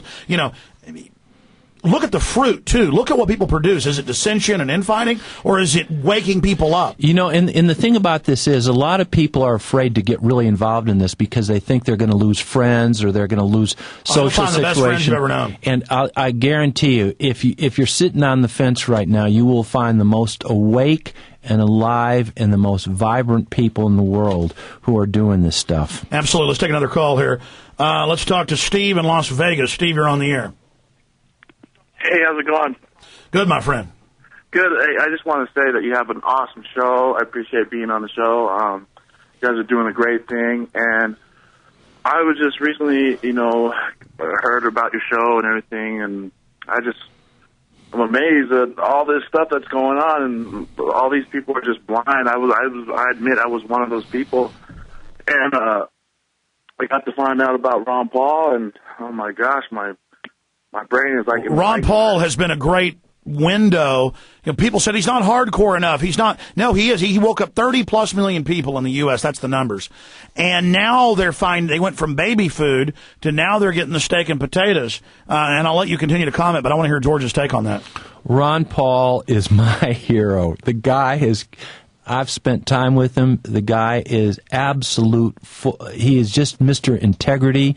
He's incredibly intelligent. He's dedicated. He's 71 years old, and he works harder than a 25-year-old.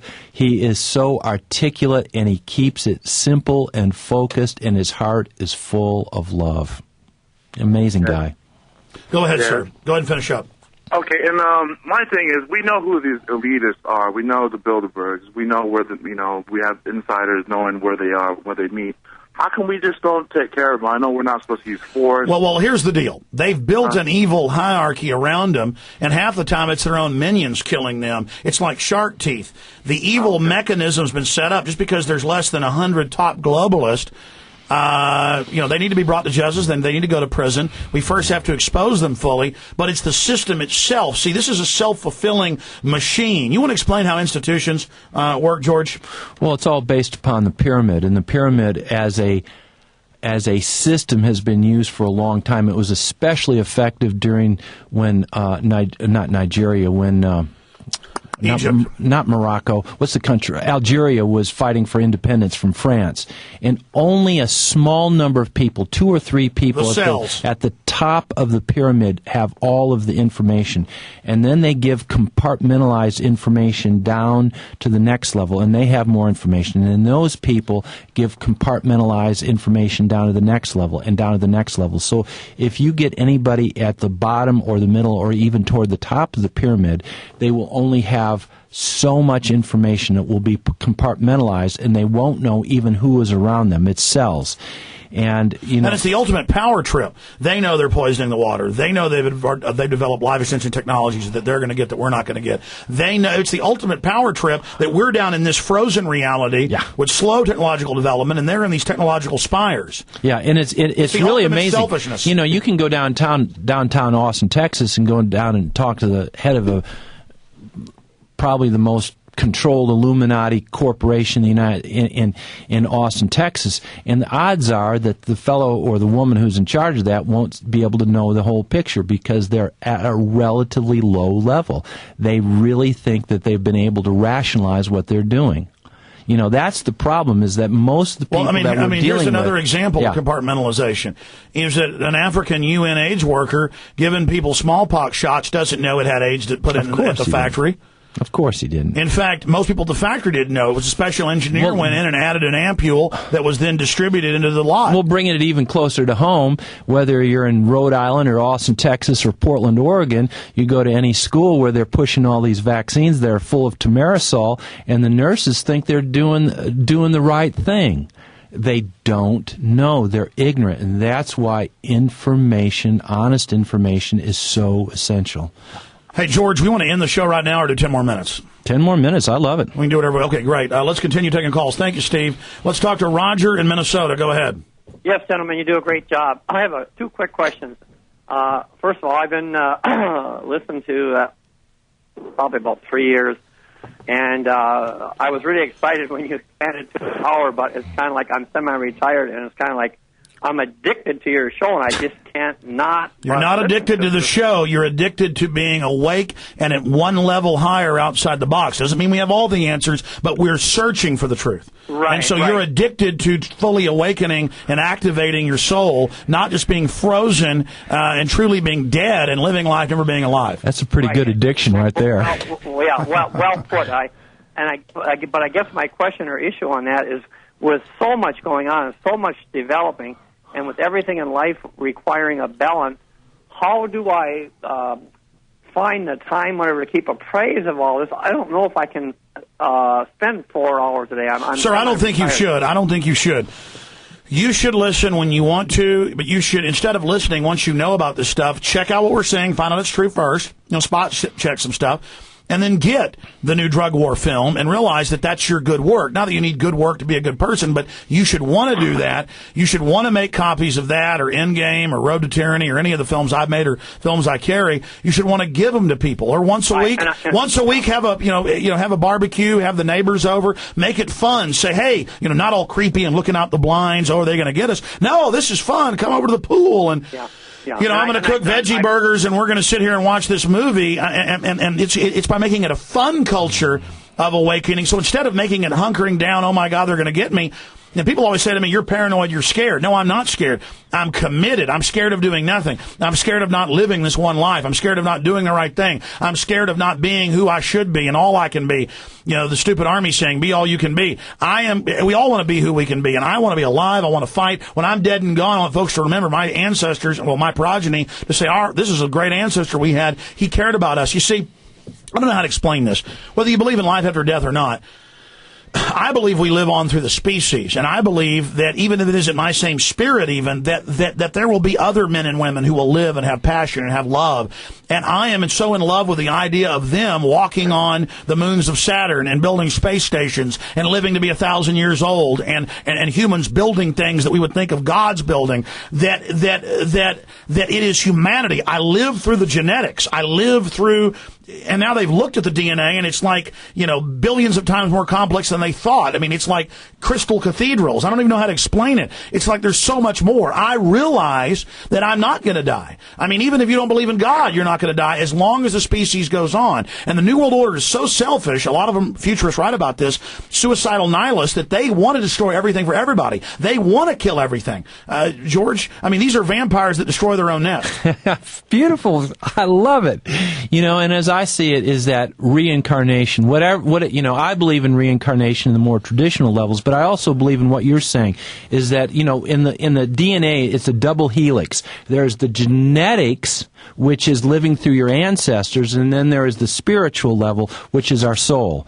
And I focus more on the soul, you focus more on the ancestors, but they're both part of the yin and yang. I don't explain. I feel my ancestors. Yeah, well, I do too. And I think the Native American Indian, I mean, our ancestors back in Europe focused on our ancestors. Yeshua talked about his ancestors. Yeah. And so, there's nothing strange about that. That's just part of life. And the point is that the most important thing is the right here and now. Whether we are doing the right thing, whether we're telling the truth, whether we're living in peace, whether we have joy in our hearts. Well, I mean, to boil it down, I agree with you, I feel the sacrifices of my ancestors. I mean, they went through hell. They sacrificed so much, and they always talked about their children. They always talked about, the human race. They understood. That's how they were all willing to die at the Alamo, because they said, no, we're going to make a mark. I mean, they realized that they lived on through other people. Does that answer your question, sir? Yes, it does. And I had one other quick one. In the process of trying to sort this all out, I happen to believe in our Lord and Savior Jesus Christ, but when I do too.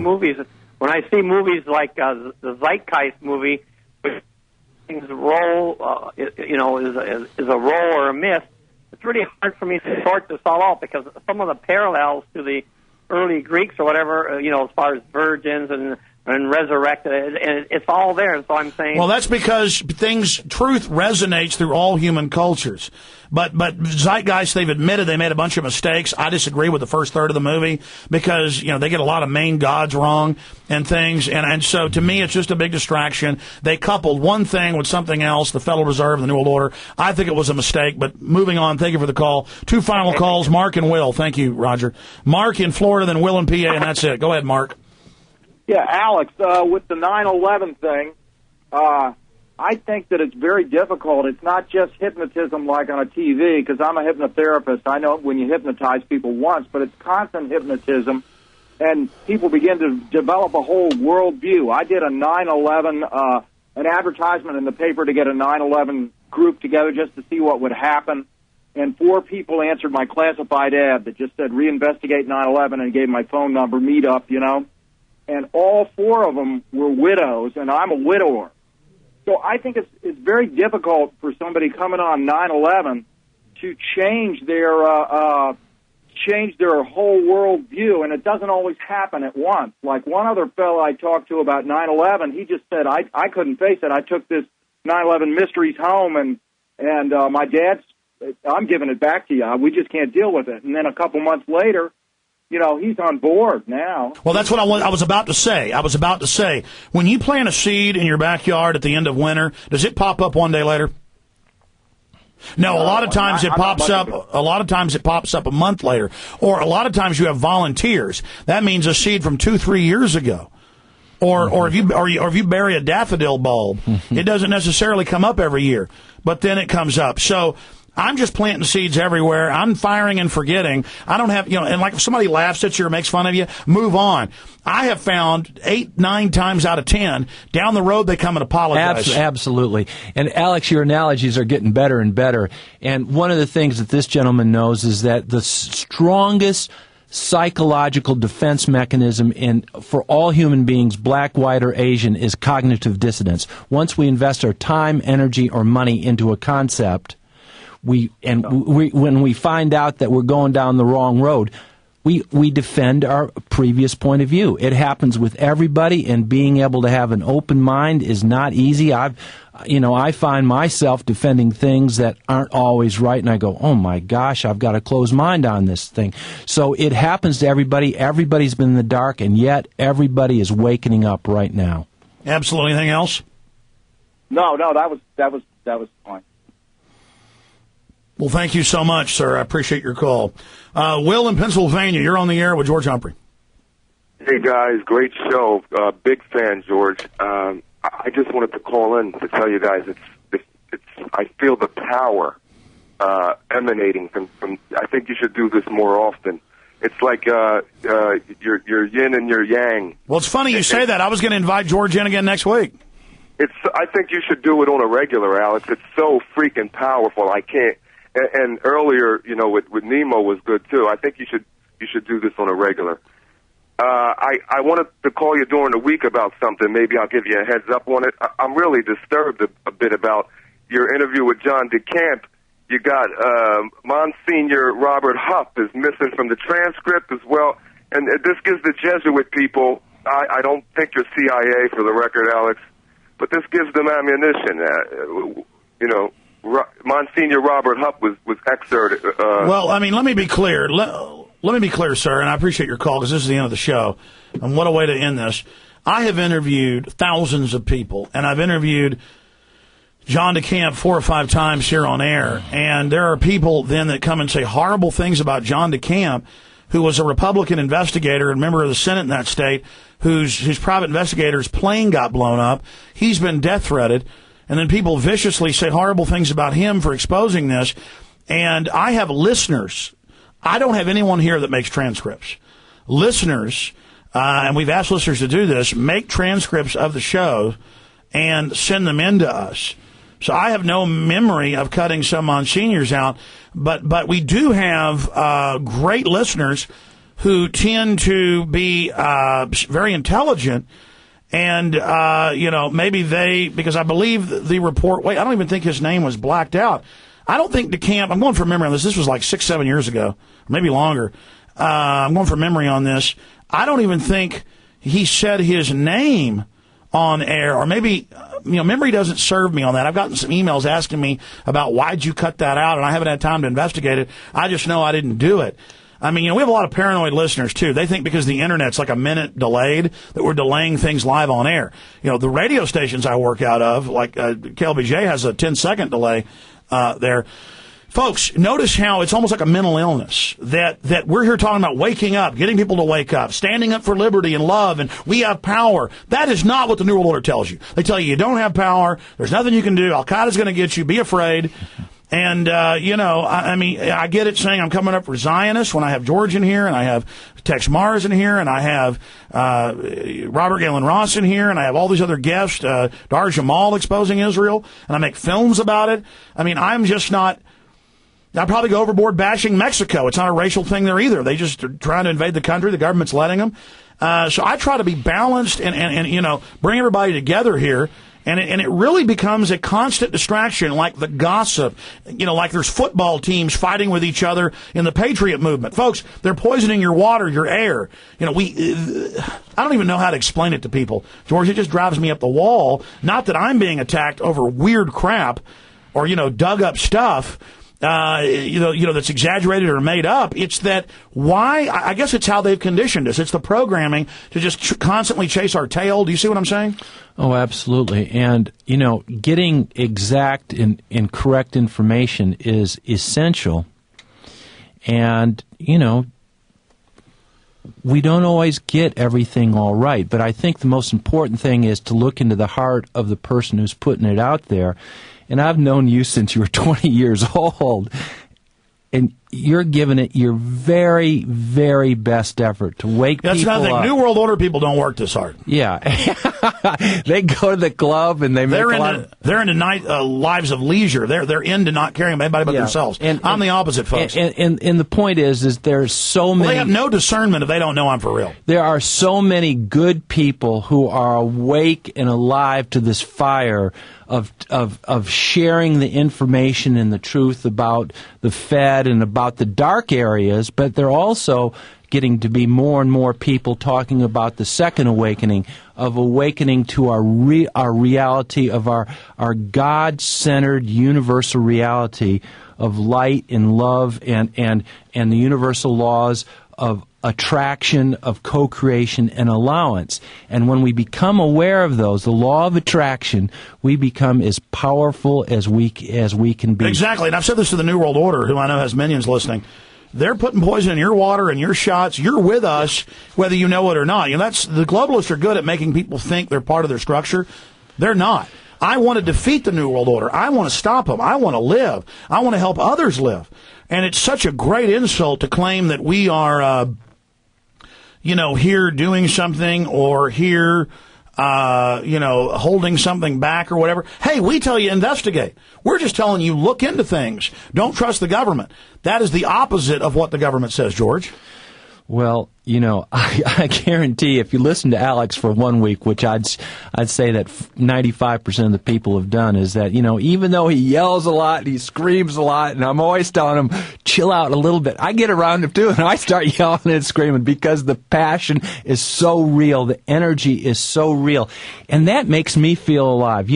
At one point I'd like to be down at Barton Creek right now having a good time, but you know what? I would rather be sitting here with you talking about this stuff and sharing this than anything in the world. Speaking of that, how are your children doing? Oh, they're doing my son is at the University of Arizona in Tucson, which is a great place, and my daughter is a junior at Austin High, and she just won the district championship doubles tennis tournament, and I'm a proud dad.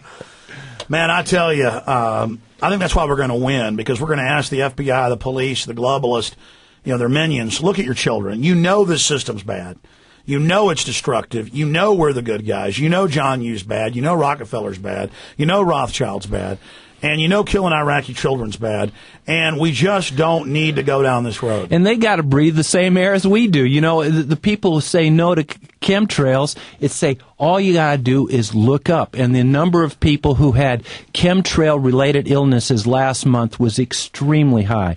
And if you can just get people to look up and explain to them, it will break through. And if you can explain to them about the Federal Reserve, they will understand it. And if you can explain to them about how the government, the plunge protection team, there are so many things that we can do. There's so many different ways, because basically all human beings are good. I truly, truly believe that. And we have to have the discernment to be able to see in the ways that we can speak to our brothers and sisters. I think there's psychopaths, though, that have been totally turned over to evil. Well, they're evil, and that's a very relative term, but I would say that 90% plus of the people that we talk to is that there's some way into their hearts and their minds.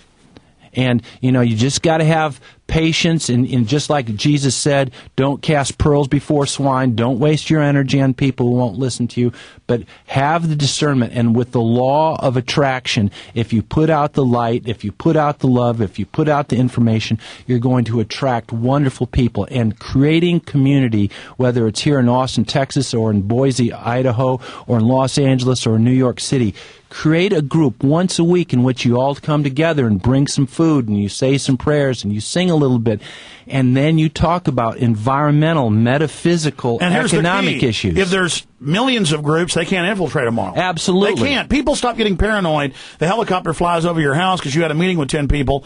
Let me tell you what the feds do.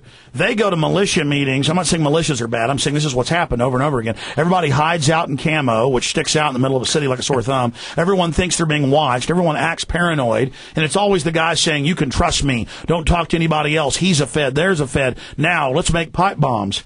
We've seen these court cases 1,000 times. That's what they do. It's about paranoia. It's about fear. Yeah, I'm saying wear a sports jacket, go to the city council meeting. I'm saying get involved, engage people. We're the mainstream. Don't act like we're secret agents hiding under a rock. That's what the enemy does. We're not the creeping things. We're right out in the open. Wear your urban camo. Yeah, speak your truth.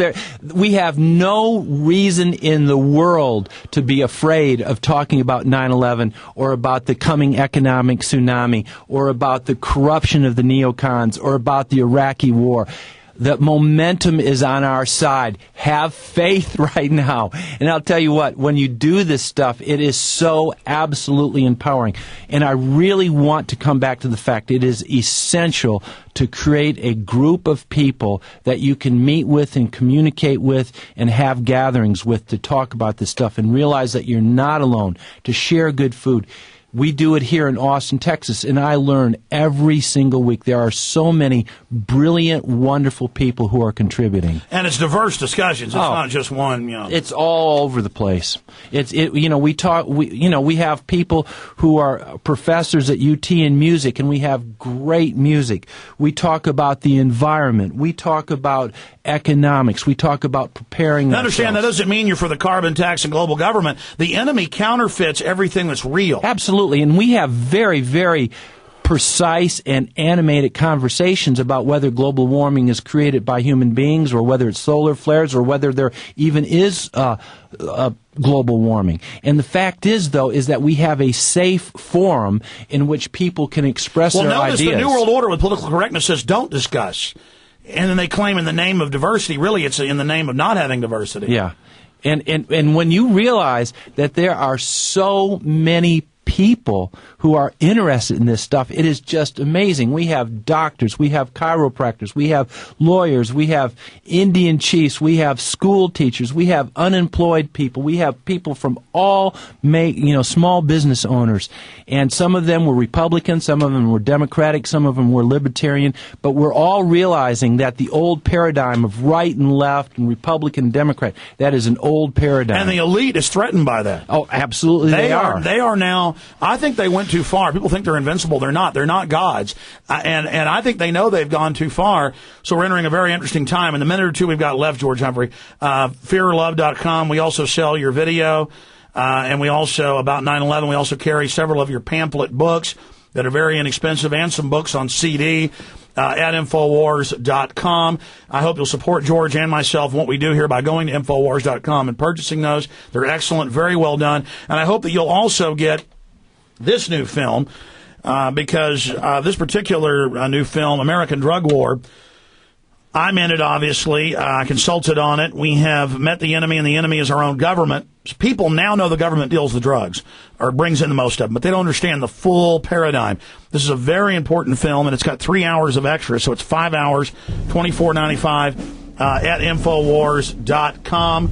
I want to encourage everybody to go there and get American Drug War or call 888-253-3139. If you're not watching the video of this online at Infowars.com, you need to go to Infowars.com and to go to PrisonPlanet.tv and get a 15-cent-a-day membership to get the document cam, the 2-camera shoot, all of what we do here at PrisonPlanet.tv. George, thanks for coming in. I love you, buddy.